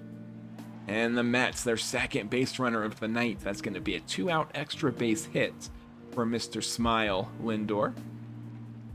His 9th double of the season. That brings up Bo Bichette, 325 on the year. Does have 30 RBIs, same as Judge. He's got a runner in scoring position. Rodon on the mound, 1-2 pitch. And Bichette's going to ground out to second, but a miscue out there on Chisholm is going to mean everyone is safe. So the inning continues. Runners on the corners. Semien to the plate. Still only has 1 RBI on the season. He has not done anything since coming back from the IR. And we might have to consider making a decision about him as our second baseman. We need some more production out of Semien for sure. Ahmed Rosario's leading them off in the 4th inning. We're already in the 4th here. He's going to fly out to left field. Beatty makes the play. Brings up Ben Rice, their catcher. Looks at an 0-2, and that's going to ground to Semien. He has been good defensively, I do believe. Got a gold glove out there. What are we looking at? Yeah, his zone rating is looking okay. No errors so far. And he has gotten us a couple of double plays. So defensively he's been solid, but... oh, bugger. Manaea. That is Judge. We were waiting for that one. And he got it in his second at bat. Number 14 for Aaron Judge. That puts the Yankees up 2-0 on the Mets here in the 4th. Cody Bellinger to the plate. At a 1-2 pitch. The good is that nobody was on when Judge hit that. We knew that home run was coming. At least it was a solo. We're out in the bottom of the fourth. Carlos Rodon has thrown 58 pitches so far. He's been very good, but we can get him to throw a couple in this inning. We might get him to sit down and get into that bullpen as Soto strikes out. He did make him throw 7 pitches, though, so it was at least a good strikeout as opposed to Alvarez, who goes down on 6. Made him throw 6 still. Pache swings at a 3-1. He does not have a green light. That one dropped, but I'm hoping the manager gets out there and yells at him. Now, that was a strike, so he did make a good call to swing at it, but Pache's got a red light if I ever saw one. And then he gets thrown out easily going into second. That's going to be the Mets in order. They're headed to the 5th. It is still a 2-run game. Paul Goldschmidt leading off. 2-0 pitch. He lines this one straight to Simeon. 1 down. Brings up Trent Grisham, their designated hitter. He grounds this one to third. That's 2 down. Anaya's given up a couple of home runs, but otherwise, he's been very good. And gets that one as well. So he's given up only 2 hits, but both of them went the distance. Basically, he's been fine. Nato to the plate, leading us off in the 5th. Is hot off the bat, but it's going to die in left field. Thought he had a solo there, but that is just going to be a loud out. 1 down for the Mets. Beatty to the plate. And he'll work the walk, so that's not bad. Rondon's thrown 90 pitches now as Tyrone Taylor comes to the plate. First pitch, Beatty takes off. They knew he was running. The pitch out got him. Beatty, what's he got? He's got 6 stolen bases on the year. He leads our team, which is shocking because he is slow as hell. But shows Nato's got a slump. No kidding. I could have told you he was in a slump. He's been in a slump all year, honestly. But Taylor's going to get on. That's a 2-out single for Tyrone Taylor. Brings up Francisco Lindor. He's got his average up to 250. See if he can keep building on that. He works the walk anyways. 2 on, 2 outs. Bo Bichette are, it'd be wrong to say our only offense this year, but outside of him and Soto, there hasn't been much. That did get Rodon out of the game, however. New pitcher, Jose Adames, 2.89 ERA in 9 innings. Very small sample size. See if Bichette can make something happen here. He cannot. Watches a fastball, strike 3. That is the end of the 5th. We're headed to the 6th. Manaya's only thrown 50 pitches. He's been efficient. He's kept runners off the bases, but he's been susceptible to that long ball. Back to the top of the order, Jazz Chisholm Jr. looks at a 2-2 pitch. That was a loud strike right there. Be careful with your pitch there, Manaya. He got him with the slider, but that one long one, a little bit nervous. 1-1 pitch to Rosario. He's going to line this one to center. Pache should make the play, and he does. Headed to the bottom of the 6th. Simeon is in. That's 6 innings, 2 earned for Manaya, 2 hits. It's not a bad outing. He needs his offense to score something. We were never going to win if we scored 0 runs, so I'm not pinning this performance on Manaya. You don't like the 2 home runs he gave up, but he's really got to get a little bit more out of his offense here. He's still in the 7th. He's only thrown at 70 pitches, so he's got tank in the gas. Got gas in the tank. I put my order in the right words. Back to Aaron Judge. Home run last time. Bases are empty at least. 2 strikeouts on Manaya. The 1-0 pitch. And that one is out of here. 2 solo home runs for Aaron Judge against Sean Manaya. Could have seen that one coming. Brings up Bellinger. He's going to ground out to second. Camera goes a little bit weird on us. Brings up Paul Goldschmidt, hitting 236 on the season. Nobody on, 2 outs, 1-2 pitch. He's going to pop this one to second base for the 3rd out. But Yankees add another one.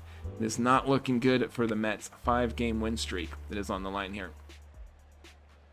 Pache does get a leadoff hit, so there is another runner on here in the 7th.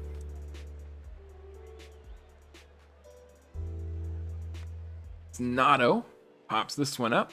Going to be a hit and run, or a run and hit maybe, but either way.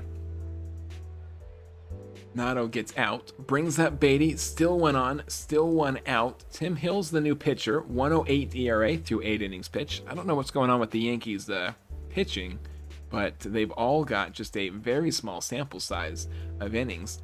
Still, the 1-2 pitch gets away from him. That will move the runner to second. That will also take away the double play. Beatty fights off strike 3 there. He does get the runner advanced to third, so a productive out, if nothing else. Brings up Tyrone Taylor. There's a run 90 feet from home. 0-1 pitch. He's going to ground this one to first, and the Mets get a runner as close as you can get them without scoring. We're headed to the 8th. Manaea is still pitching. This is a good outing. He's given up 3 home runs, but that he's gotten into the 8th inning has been huge for us because of that doubleheader yesterday. This is going to give our bullpen a much-needed rest. So, as he gives up the walk there to Grisham, we'll say hats off to you, Manaea. It's unfortunate your offense could not help you out here, but this was a huge performance for you here. He throws pitch number 91, 2, and 3. To DeJong, grounds to Lindor, and that is, they turn 2 and get him in order. We're headed to the bottom of the 8th. Still a 3-run game. Mets have had 5 hits, couldn't get any of them around across the plate. Soto, leadoff line to center field, so that's 1 down for New York. I guess that was Lindor. I don't know what I was thinking there. Bichette's been hitless tonight. I don't know. A little bit of an error gets him on base. I don't know if he had a hit streak going or not. I know he had gotten on in his last couple of games. He did have a 4 game, so not anything spectacular, but he's not going to get any tonight. Simeon draws the walk. That does bring the tying run, Juan Soto, to the plate. 295 hitter, 10 home runs, 27 RBIs against Camilo Donovan, who does have a 188 ERA, and that looks pretty legit with 24 innings pitched. That is a decent sample size. See who wins this matchup. Payoff pitch. Soto pops this one up to shortstop, and the Yankees won it. But that's going to be the end of the night for him. Brings in Carson Coleman. He's pitched 1.2 innings tonight. Going to go up against Francisco Alvarez, 252 hitter. 4 homers, 11 RBIs. Represents the final out in the 8th. And he's going to ground to third to end the inning. It was the 4th out, technically, because of that error. 2 errors on the Yankees tonight. That is some sloppy play from their defense. Headed to the 9th. Manaea still pitching. He came in long enough to give up the walk to Chisholm. And now he's sitting down for Brazoban. 4.02 ERA. 13 strikeouts, 7 walks is not very good. But he can't mess things up too much here in the 9th. We're already down 3, so Ben Rice comes to the plate, and he's going to draw the walk. Brings up Aaron Judge. 2 solo home runs already. He's got 2 runners on this time. He is elite power, to say the least. Another 1-0 pitch. This one's not going to go quite as far. And Taylor makes the play out there in right field. Brings up the final, well, hopefully the final. Brings up the next batter with 2 outs, 2 on. Bellinger to the plate. 2-2 pitch. And he will be the final out after all, as he watches that fastball strike 3 called. Mets down to their final 3 outs. One of them is Nolan Arenado, who has been very bad these last couple of weeks. Pache is not our strongest hitter either. He is going to lead us off against David Bednar, their closer. 13 innings pitched. He has got a 3.46 ERA. He has got 7 saves on the season. Don't have any opportunities. He's got 7 saves. He gets Pache to ground out for the first here in the 9th. Brings up Nolan Arenado. Average is down to 180. He gets a hold of one. Finally, that is a solo dinger into the seats. It's the Mets on the board. Still trailing by 2, but at least we're not getting skunked. Beatty comes to the plate, looks at a full count. and swings at a fastball, strike 3. Brings up Tyrone Taylor, representing the Mets' final out here in the bottom of the 9th. He looks at a 2-1 pitch, and he's going to ground out to third. So only offense tonight was Nolan Arenado as he gets out of his slump, at least very technically. Minaya, a very good 8 innings, 2 strikeouts, 2 walks. He gave up 3 home runs, which a little bit rough, but getting us into the 8th inning, into the 9th inning, is more valuable, really, than the other stats. So I think that was a great outing for Minaya. They had to use a couple of pitchers here, but the Mets streak comes to an end. I guess it wasn't a 5 game, it was a 3 game. We dropped this one, but we had a no, it was a 4 game. 1, 2, 3, 4. That was going to be the 5th. Either way, we're still looking pretty good. Having a hard time. Must be getting late, because my math, never my strongest suit, but it's starting to trip. We do have a winning record this month. We are even on the season, but so far we've got a winning record. Let's take a look over here real quick. I think that Bichette was in the top 3 until he didn't get a hit last night, so he's fallen out of that, but he is still doing pretty well. Coming down to the pitchers, Peralta's strikeouts is still up there. He's still up there for WAR, and Peterson, R9 WAR, is actually come in. He's had a couple of terrific games. On the other side, if we look at home runs, Aaron Judge was not on the list until last night, and he got 2 of them. Pete Alonso, Mets didn't re-sign him in the offseason. He went to Baltimore, and he is having a terrific season. If that holds in real life, I'm going to be very salty, because he was never a 10 WAR for New York. It won't hold. He's surely going to get worse. He's not going to hit 346 all year, but come on, Pete. If you didn't want to play for New York, you dick.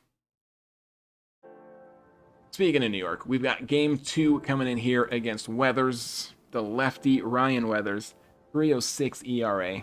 He's up against our rookie Nolan McLean. Hold your breath, because this could get ugly.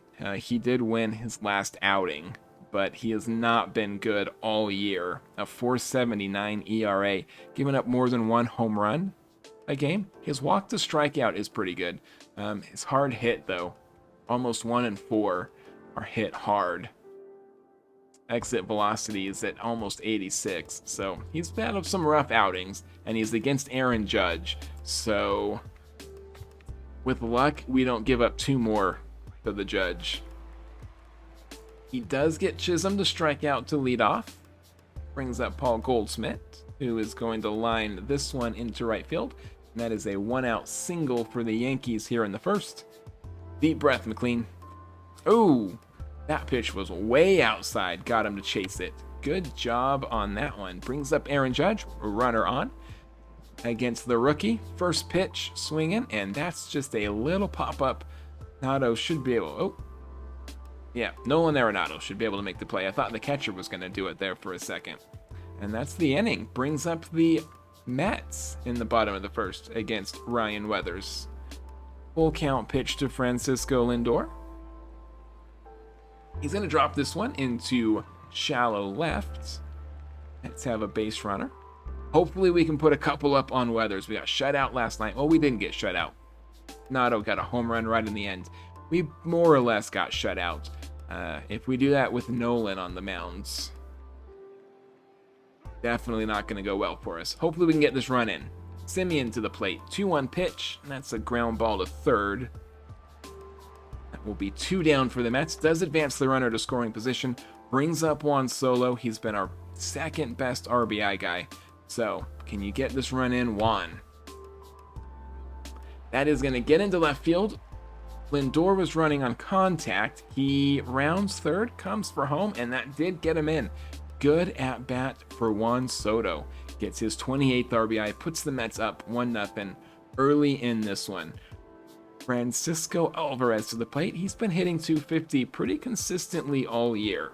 That is not bad. We like that production from him. He's going to draw the walk this time. The changeup misses high. So Pache comes to the plate. He's got 2 on, 2 outs. He's only 245 on the season. Only 4 RBIs. Good time for him to get number 5. But that pitch misses outside. 10 pitch at bat. That is a fantastic at bat for Pache. Brings up Nolan Arenado, hitting 186. Did get our lone run last night. Can he get an RBI here tonight? Looks at a full count. And he takes ball 4. Ooh-hoo-hoo. There it is right there. That was the ball 4. They walk in the second run. Good at bat for Nolan Arenado. Brings up Brett Baty. He is hitting just over 200. And he looks at a 2-0 pitch and lines it straight to second. So that's going to be the end of that. But the Mets do get 2 in the first. And McLean is pitching with a lead out here in the second. First pitch, Cody Bellinger is going to get this into the gap out there. And that is a leadoff extra base hit. How's it going, Tibbers? Welcome in. You're just in time to see us beat up on the diabolical, the hateful Yankees. The evil, godless Yankees. We're going to destroy them. As McLean walks Trent Grisham. And there are 2 on. As if to prove me a fool. They've got 2 on, no outs. Come on, McLean. Deep breath. 1-1 pitch. And he is going to get the pop-up on Winkler.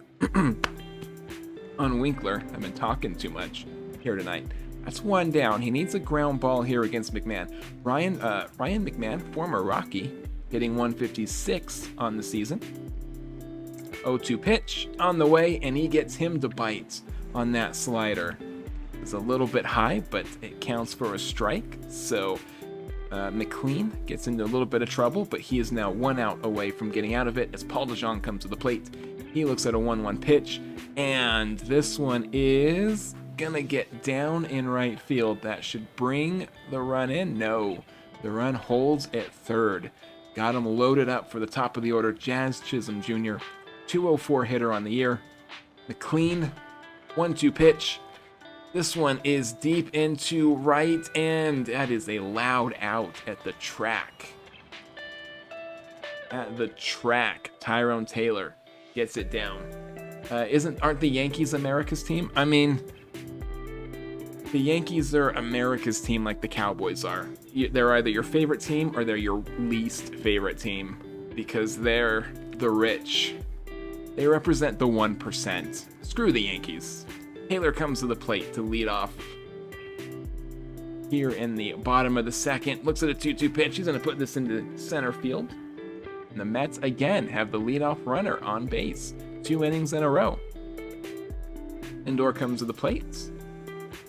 First pitch, swing and dumps this into right field, and a rally going on here in the second. He gets Tyrone over to third, brings up Bo Bichette, our best RBI hitter.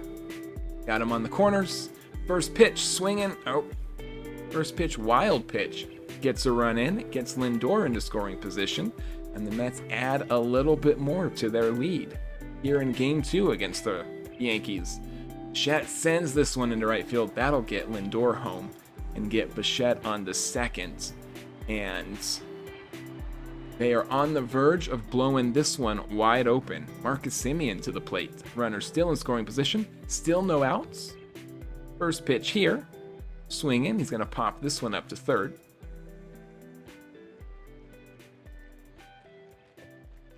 And that's the first out for New York here in the bottom of the second.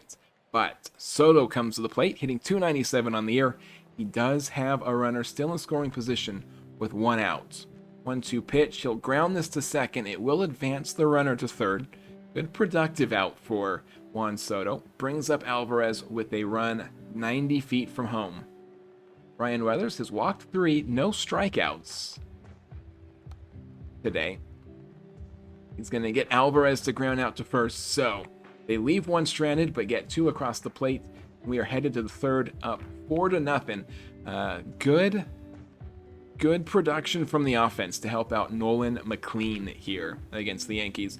I thought this one might get ugly, but so far we're here in the third, and it is looking okay, he says tentatively, as McLean strikes out 2 to start this third, and that brings up the judge. Nobody Rise are your band. And he gets him looking, freezes him with the fastball. Where was that fastball? Right on the bottom corner, had him frozen. Good. Strikes out the side, does Nolan McLean. Good inning. Pache's going to lead off the bottom. He's going to find the gap here. Kristen Pache coming around in a second. Mets have another leadoff double, and we are ready to strike again in the third. Nolan Arenado to the plate. He is still hitting 186. And if the home run last night, he struck out here with a runner in scoring position, brings up Brett Beatty. He looks at the full count, and he bites on the slider with strikeout. So Weathers, 2 big strikeouts here in the third, brings up the bottom of the order, the number 9 hitter, Tyrone Taylor. He looks at a 3-1, swings on the pitch, flies out to left. That's going to be the inning. Mets get a leadoff runner on second and can't get him home. That was a strike that he swung at, but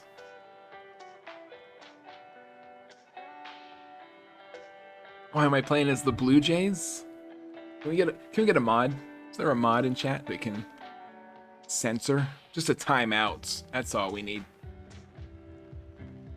Leadoff batter Bellinger flies out to center. Brings up Trent Grisham. He's gonna line to right, and Taylor makes the play on that one. So McLean, 2 outs here in the fourth. He has thrown 60 pitches, so we'll keep an eye on how tired he gets. But so far, he's looking good against the Yankees as he gives up a single to Winkler. I gotta stop saying good things about my pitcher. I only watch the Phillies, though I do enjoy going to the games. I liked the Phillies about 10 years ago when they had Cliff Lee and Roy Oswald. They had that pitching. I liked them, and then they got blown out in the World Series by the Yankees, so I hated them from then on. Nolan gives up the walk to Ryan McMahon. There are 2 runners on here in the fourth inning. This is a 2-out rally the Yankees are working on here. 0-2 pitch to DeJong. He is going to send this into center field. Pache gets over and makes the play.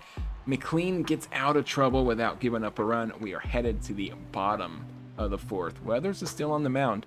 He's thrown 83 pitches so far, but he's facing the top of the Mets order for the 3rd time. See if New York can make a little damage here. Either Phils or O's. Love the O's old stadium. I haven't watched since Cal Ripken Jr. retired. Yeah, I liked Cal Ripken too. I mean, the Iron Man. It was a big deal when he sat out the one game, like for the first time in 13 years, he sat out a game. I remember that very clearly. Obviously not very clearly, because I don't remember how many years it was, but I remember pretty clearly. Simeon is going to get a 2-out single as he dumps this into left field, and the Mets extend the inning here. Get Juan Soto to the plate, hitting under 300 for the first time in a little while. If he can get a knock here with 2 outs. No, he cannot. He lines this one into left field, and the Mets leave one stranded. We're headed to the 5th. McLean at 74 pitches. This might be his last inning. Let's see how efficient he is here. Or if he starts melting down a little bit as he's going his 3rd time through the Yankees order. Let's get Chisholm aboard to lead off. Another 0-2 pitch to Goldsmith. That slider gets past him. So there's 1 down, 1 on to Ben Rice, and there's a balk. Hey! It isn't KB Grinds. Thanks for the follow, KB Grinds. Watching him play as the Cardinals earlier tonight. We were just mentioning Flaherty. Grinds. That's who I was playing. I was talking about him. We were playing him in the last game. Or the last series, and I said, yeah, I was just watching a streamer who was a big Flaherty fan.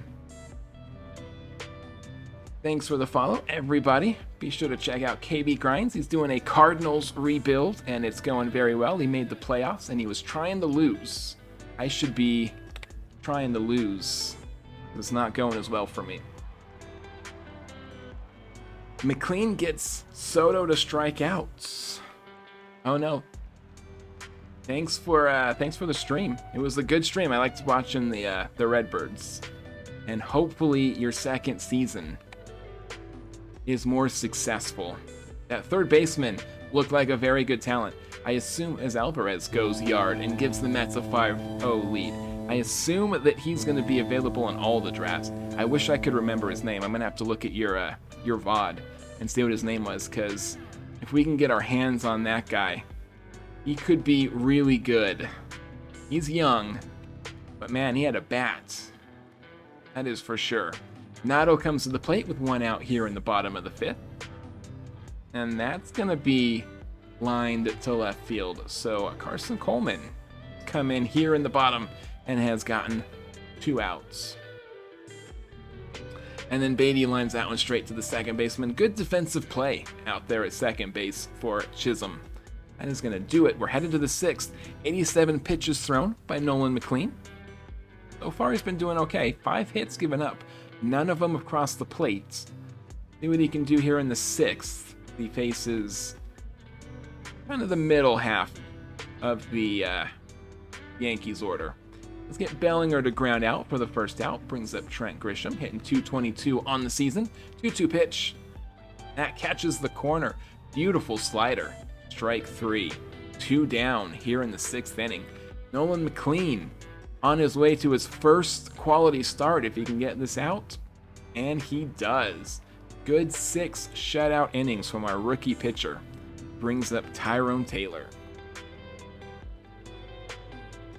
Full count pitch, a little comebacker to the mound. He is going to be out, number 1, here in the 6th inning. Brings up Francisco Lindor back to the top of the order for New York. Lindor first pitch swinging, and he's going to get it through the middle. It's a 1-out single. Mets trying to get something cooking here as Bo Bichette comes to the plate, hitting .320, 11 homers. Lindor breaks for second, and he's going to get in there, so Bichette has a runner in scoring position now. Chance to get number 32. 2-1 pitch. This one is going to be tracked down in left field. I thought that was going to hit the gap there for a second. I don't know what happened to the ball, but I assume that's 2 down.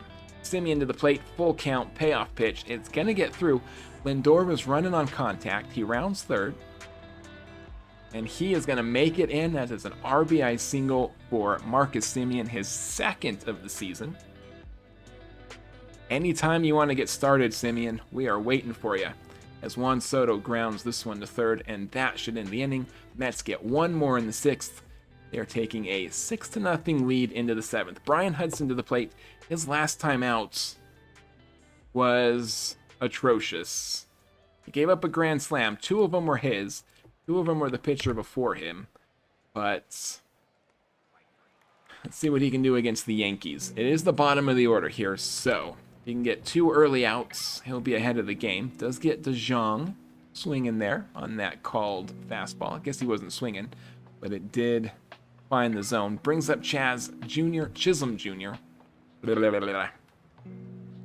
He gets him to ground out. 1-2-3 inning for Hudson, and the Mets headed to the bottom with a decent lead.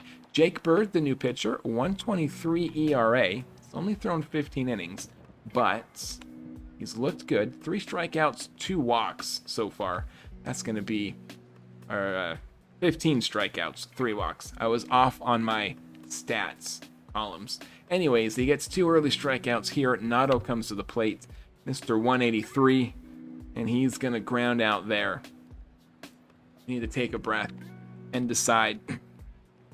Benching Nolan Arenado goes against every instinct in my body, but can we afford to have a third baseman hitting 180? Got good defense, but we don't need good defense at third base. I mean, it's good, it's nice to have, but it's not going to win us the game. Judge strikes out, so he was hitless here in this game 2. After 2 home runs last night, we were able to keep him stymied here, and there's the 8th inning in the books. We're heading to the bottom. I guess not. It's the top of the 8th inning in the books. We're heading to the bottom. Bird still on the mound. Beatty in the batter box. That's a leadoff hit. Tyrone Taylor checks his swing on that ball four. Mets have 2 on with no outs here in the bottom of the 8th, trying to get something going. Back to the top of the order, Francisco Lindor. He's up to 260. He has been very hot lately. He was down around where's his average? Yeah, he was in the low 200s at the start of the month or at the end of last month. He has got a hit in his last 6 games at least, and then another 4 before that. He's been very hot recently. And he is going to send this one to center field. It's not going to touch grass, so that's the first out. Still 2 on, Bichette to the plate. He's going to ground into a double play. Rare double play for Bo Bichette. Almost said Dante right there. Rare double play for Bo Bichette. That ends the inning. Mets get nobody. Come out in the 9th and immediately give up the deep ball. It wasn't Tong that gave it up. It was Hudson, right? Hudson was before. I went too fast and missed it. Anyways, Tong's the new pitcher. Gonna slow down and think about what I'm doing here a little bit. Getting away from me. That is a double. No outs. Tong still having a bit of trouble here. 2-2 pitch, and he does get McMahon swinging. Brings up Paul DeJong. Runner in scoring position. He's hitting 240 for the year. Tong does have a 4.94 ERA. He's been trying to get it down. He had a couple of rough outings early. Better later, but still has a very high ERA. We're back to the top of the order. Jazz Chisholm Jr. still has a runner in scoring position, and he bites on that changeup. Strike 3. Mets take game 2 from the Yankees, and we are back above 500 once again. I am kind of shocked the Yankees are a 21-25 team. Aren't they supposed to be better than that this year? I mean, their lineup looks pretty good. Guess we'll find out. Either way, McLean had a very good outing here tonight. His first one of the season, really. I guess he had a pretty good one here against, I assume, Washington. Oh shit, he had a great one back here against the Athletics or the Giants. It's hard to tell. But he's had a couple of good ones, a lot of rough ones in between. But a decent one here against the Yankees.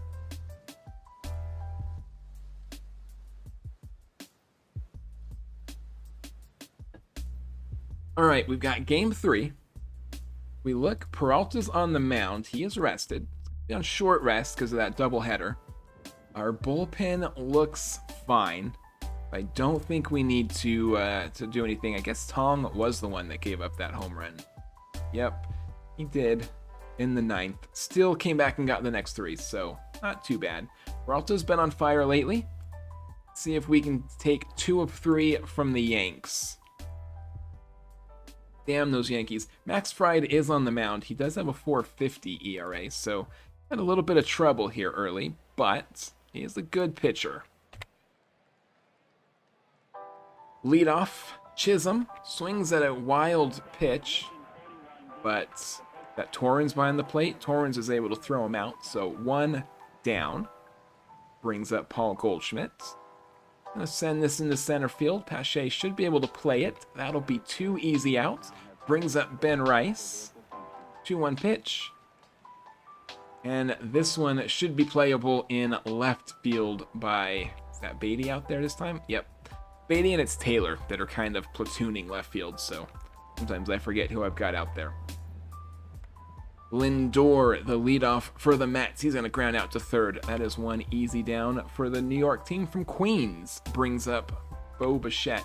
He was hitless last night. Need him to get off the schneid there because he is the majority of our offense. We were able to win without him last night, but we're not going to win many with him going hitless. Simeon grounds into what should be an easy double play ball. 5-4-3. They do get him around the horn. Turn 2 and get the Mets in order. We are headed to the 2nd inning. Aaron Judge leading off. 2 home runs in the first game, hitless in the second game. He's going to send this one to left field, and Beatty tracks that one down. 1 out. Bellinger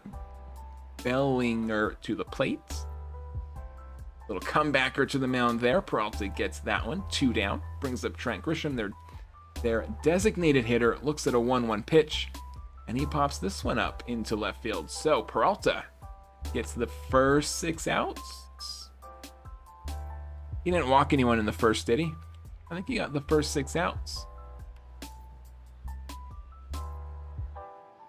There's Juan Soto flying out to right field. That's an easy 1 out for Max Fried here in the bottom of the second. Brett Beatty's going to get a hold of this one, and it will sneak across the wall. Barely. That one just made it, and that is going to put the Mets up 1-0 early on in the second. Pache to the plate, looks at a full count.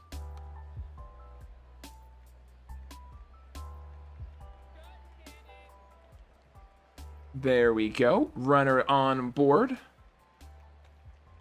Starting to lose my train of thought here a little bit. It's getting close to midnight, and I'm having trouble thinking. Torrens advances the runner. Somebody was injured. I didn't see, but it wasn't Torrens, and it wasn't Pache, so it's not our concern. It must have been the pitcher. Dom Hamill, new pitcher. Gotta get my head in the game here. He is 7 innings, 12 ERA. He's given up 10 earned runs in 7 innings. So now's your chance, Nolan. We need to make some damage here while Don Hamill is in. Nato, deep left field, and that one squeaks over. Nolan Arenado with a 2-run shot here in the second inning. That barely made it over. His 4th of the season. He's got 19 RBIs. And here I was talking about benching him. The very thought. Haler singles this one in. Mets have a 2-out rally going on here. Dom Hamill having some trouble.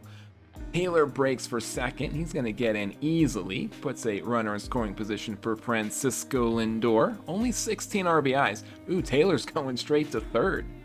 That single to center turned into a triple. Still only 16 RBIs for Lindor. He has not been able to hit with runners in scoring position this year. And that trend continues as he flies to center. But Mets get 3, and Peralta comes out in the 3rd inning with the lead for the first time tonight. It's Volpe to bite on that slider way inside.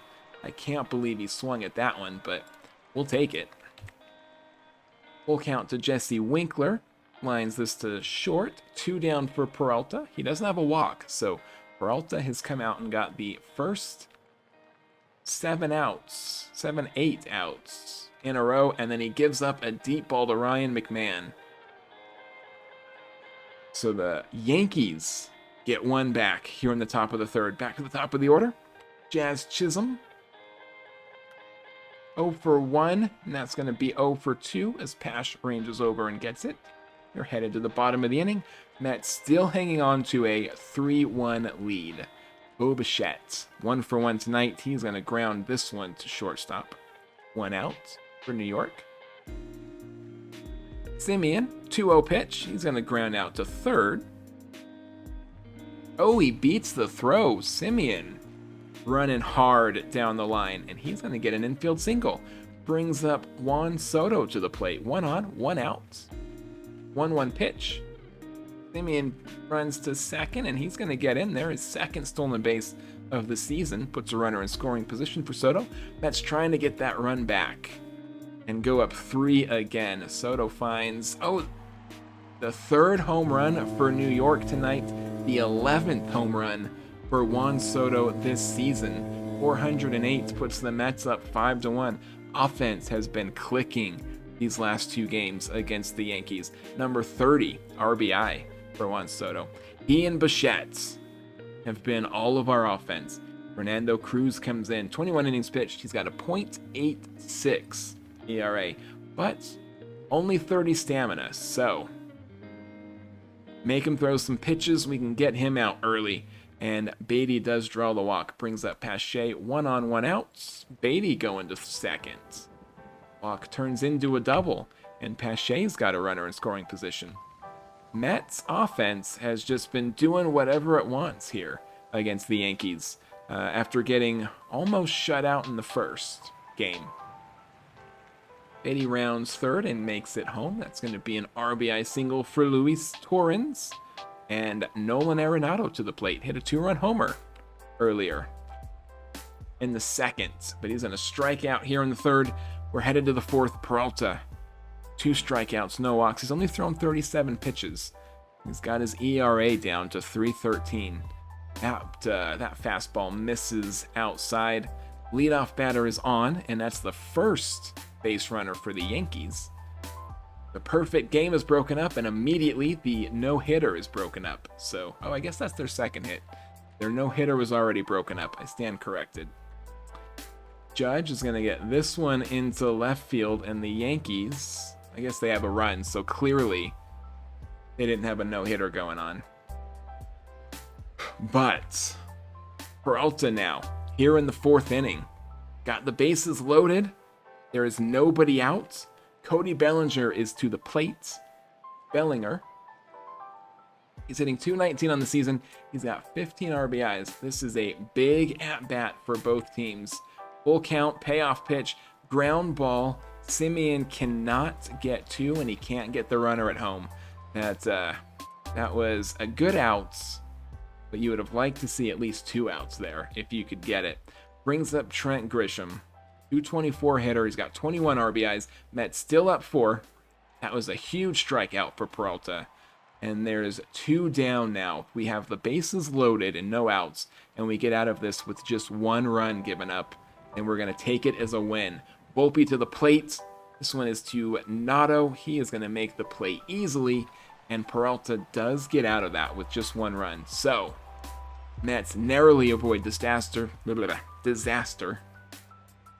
And we are headed to the bottom of the fourth. Taylor flies out to Bellinger in left field, brings up Francisco Lindor. Looks at a full count pitch, and he lays off that ball for. That is a 1-out walk. Camilo Donovan is back. He pitched against us in the first game of this series and did very well. See what he does here in the fourth. Gets Bo Bichette swinging at the very least. Brings up Marcus Semien. And Semien's going to go up the middle. That should hopefully get Lindor onto third. First to third on that hit. Brings a run at 90 feet from home. Mets trying to get the one back again. Juan Soto to the plate. 294. He hit that 3-run home run. Was it 3 runs? I think it was 3. Maybe it was 2. Either way. Homered last time. He's going to strike out this time. And that's the inning for the Mets. We're headed to the 5th. Still a 4-run game. 6-2 New York Mets. 0-1 pitch to Winkler. And that one is going to make it to the track, but Taylor will track it down. 1 out. Ryan McMahon hit the solo home run a couple innings back. He's going to strike out here in the 5th. Back to the top of the order, Jazz Chisholm Jr. 3rd time through for Peralta. This is when it starts to get spotty, but he gets Chisholm to strike out there. So a 1-2-3 inning for Peralta. We're headed to the bottom of the 5th. Beatty, little comebacker, the shortstop. That's going to be one easy out for New York here in the bottom of the 5th. Shea lays off that fastball. That was a good 1-out walk for Christian Pache. Brings up Luis Torrens against Tim Hill, new pitcher. Only thrown 9 innings so far. Only got 1 earned run so far. See if we can blemish his record a little bit. That's not going to be a double play, but that'll be the 2nd out. Nato to the plate. Got a runner in scoring position. Still only hitting 180. We need him to get hot. It's not going to happen here. That is the 3rd out. We are headed to the 6th inning. Peralta's thrown 86 pitches here in the 6th. He's only given up 2 runs on 3 hits. So he's looking pretty good, but we'll see if he can get through the 6th inning here. He pitches a 2-2 to Goldschmidt and gets him swinging on that fastball. Brings up Ben Rice. Looking at a 1-2. And that's a little ground ball to second. Semien will make the play. Ooh. Throw. It was a bad throw. Error on Semien. So everyone's going to be safe, and that's going to do it for Peralta. Brings in Craig Kimbrell. He's got a 2.45 ERA. He hasn't been great for us, but Does get the strikeout on Aaron Judge. He is hitless. I think he's got a hit tonight. I think he did get an RBI in his last at-bat, actually. Or he at least got on and loaded him up. Another error on Nolan Arenado. You're making my decision easier, Nato. If you're committing miscues at third, then we've got no reason to have you in the starting lineup, even for defense. Kimbrel does strike out Grisham to end the inning. We're heading to the bottom of the sixth. It is still a 4-run game. 6-2 NYM. Taylor grounds that one to short. There's going to be one easy out for Tim Hill. His ERA is looking better and better. Lindor back to the top of the order. Francisco Lindor lines this to center field. And it's 2 down for Tim Hill. Brings up Bo Bichette looking at a 1-2 pitch. It's going to hit the gap, so Bichette reaches base here in Game 3 against the Yankees. Will be on second with 2 outs. And Semien to the plate. He's 2 for 3 tonight, so he's finally had a decent offensive game. Looks at a full count and gets this one into left field. Good, solid hit. He's 3 for 4 now. With an RBI, his third, I think, of the season. Yeah, very hasn't had many, but got one there. Lindor is going to swing at that slider, strike 3. That'll do it for the Mets, but they get one more in the sixth. We're headed to the 7th. Mets up 7-2. Volpe to the plate, 225 hitter on the year. Grounded out to Nato last time. He's going to ground out to... Oh, man. Is that the third error on New York today? That's the second. Did they not count the error to Nato? Did they count that a hit? They had to have, because I know that's our third miscue. Anyways, brings Winkler up. 1 on, 2 outs. It's going to fly out to left field. 1 down. Brooks Raley's coming in the 7th. Our closer is getting a lot of work in innings that are not the 9th inning. I think that the AI manager is trolling me a little bit. Why would you have Raley when you've got Devin Williams to be your closer? You must be crazy, whoa. I know what I'm doing, AI manager. Trust me. Beatty leading off here in the bottom of the 7th. It's going to get a knock into left field. Mets have a runner on, no outs. David Bednar is the new pitcher. 3.86 ERA with 14 innings pitched. Struck out 3, struck out 16, walked 3. And Pache is going to get this one down in left field. So the Mets, back-to-back singles, have a couple of base runners here in the bottom of the 7th. Our offense has been clicking this last week. We were last in the National League when we checked it before the Detroit series. See where we've gone since these last few games. We've been putting up a couple of runs. Nato pops out to third. Brings up Tyrone Taylor. There's now 2 outs. First 2 got on, next 2 got out. So let's see if we can get this run in. Taylor, he's got 7 RBIs on the season. He's going to hit the gap here. That should score a run. Beatty's running on contact. I don't know if we'll get 2 in on this, but we did. That cleared the bases with the double. Good hit, Tyrone Taylor. Brings in Vientos, pinch hitting for Lindor. I think that this score, they're just taking some of our starters out so they don't get injured. And I support that. Also give Vientos another try or two.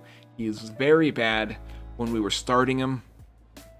Did not get a hit there, but, you know, maybe. Not impossible that he could come out and get something. Did they move Bo Bichette to shortstop and put Vientos at first? Indeed they did. I guess that's fine. I mean, Bichette can't not play shortstop, but certainly doesn't quite have the range or the arm to play out there. Raley comes in, gets the first 2 here in the 8th. Judge to the plate, and he's just going to have a little swinging bunt that Raley plays. 1, 2, 3 on the Yankees here. We're headed to the bottom of the 8th. The Mets, not only have our offense been clicking, and our offense has been really bad all year. It's been good lately, but our our pitching has been really good as well. Even in the loss in Game 1, Manaea had a couple of home runs, but we weren't giving up a ton of hits and base runners. Been pretty good on both sides of the ball so far this month. It's going to do it for the Mets in the 8th. We're headed to the 9th. Cody Bellinger is going to lead us off. 3 outs away from getting the win here. Rayleigh's looking for a 9-out save if he can get these 3. He does get the first one.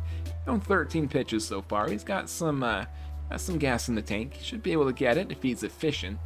And he does hit Grisham there, so that allows a base runner. And then a wild pitch puts that base runner on second. Anthony Volpe to the plate.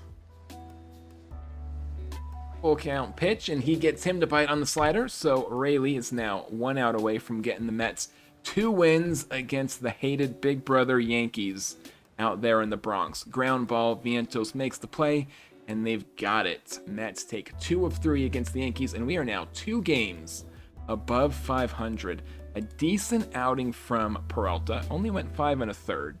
Struck out 6, walked 1 his last 2 games, but still, this was good enough to get it done, and we'll take that every time. And Rayleigh, I guess he only got 8 outs. He didn't quite get the full 9 outs, so not a save for Rayleigh, but Mets 2 of 3 against the Yankees. I saw that one and thought, wait, did we play 4? No, that was Detroit. Now we've got 4 against our in-conference rival, the Washington Nationals. We swept them. Go back, because we just played them recently. No, we didn't sweep them. We lost the last one. We took 2 of 3 at the end of April. We've got them here. I don't think we've played the Marlins yet, so that's going to be our first time seeing them. But we took 2 of 3 against the Nats last time. We've moved from last to third, a game and a half out of second. The Phillies, Tibbers, wherever you're at, have been having a spectacular year so far, but in their last 10, they've been a little bit shaky. We're 8-2 in our last 10. The Mets hopefully finally putting it together. Let's take a quick look at the waiver wire. It is coming up on midnight, so we're going to have to pin this one before this National Series. But real quick, let's take a look at some of our personnel moves here. Jose Butto was a New York Met forever. We moved him last year. Did we just not? It looks like we traded him. And Blade Tidwell. I liked Blade Tidwell. I wonder how he's doing for Tyler Rogers. Did I get rid of Tyler Rogers? Is he injured? McGill's injured. Wonder if I got rid of Tyler Rogers at some point, or is he down in the minors? We could look for him. But Blade Tidwell, though, last year in Out of the Park, he did very well. Wonder what he looks like this year. Not quite as high on him this year. He's down, and yeah, he played for us a little bit last year and didn't do spectacular, so we moved him. But I think he's got a little bit of talent. Something for them to keep in mind. Somebody for him to look at. Ian Hamilton is in. We are all players. Hegert, Adonis Medina. He won me a World Series once a couple of years ago. But we're not going to claim him this time. I don't think we need anybody there. Is there anybody on the trading block that we want to look at? Yeah, Senga. You know what? We might pull him back. There's Trevor Rogers.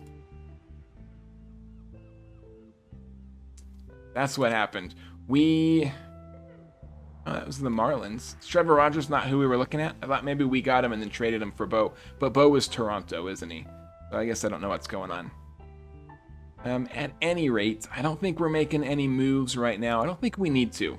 It would be wrong for us to start moving personnel when we're on a streak like this. 10-5, we've won 2 of 3 games, and that's all we are looking for. If we're winning each series, then we're doing pretty good, I think. So that's going to do it for us tonight. We'll be back tomorrow, and I think, whoops.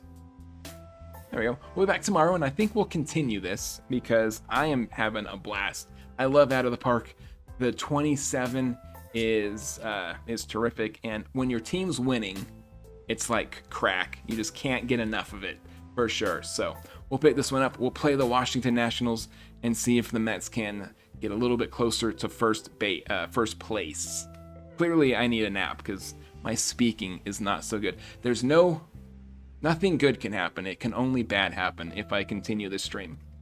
Thank you for coming out, everyone that did come out. We'll be back tomorrow. Hope to see you then. Hope you have a great rest of your night tonight. And bye-bye.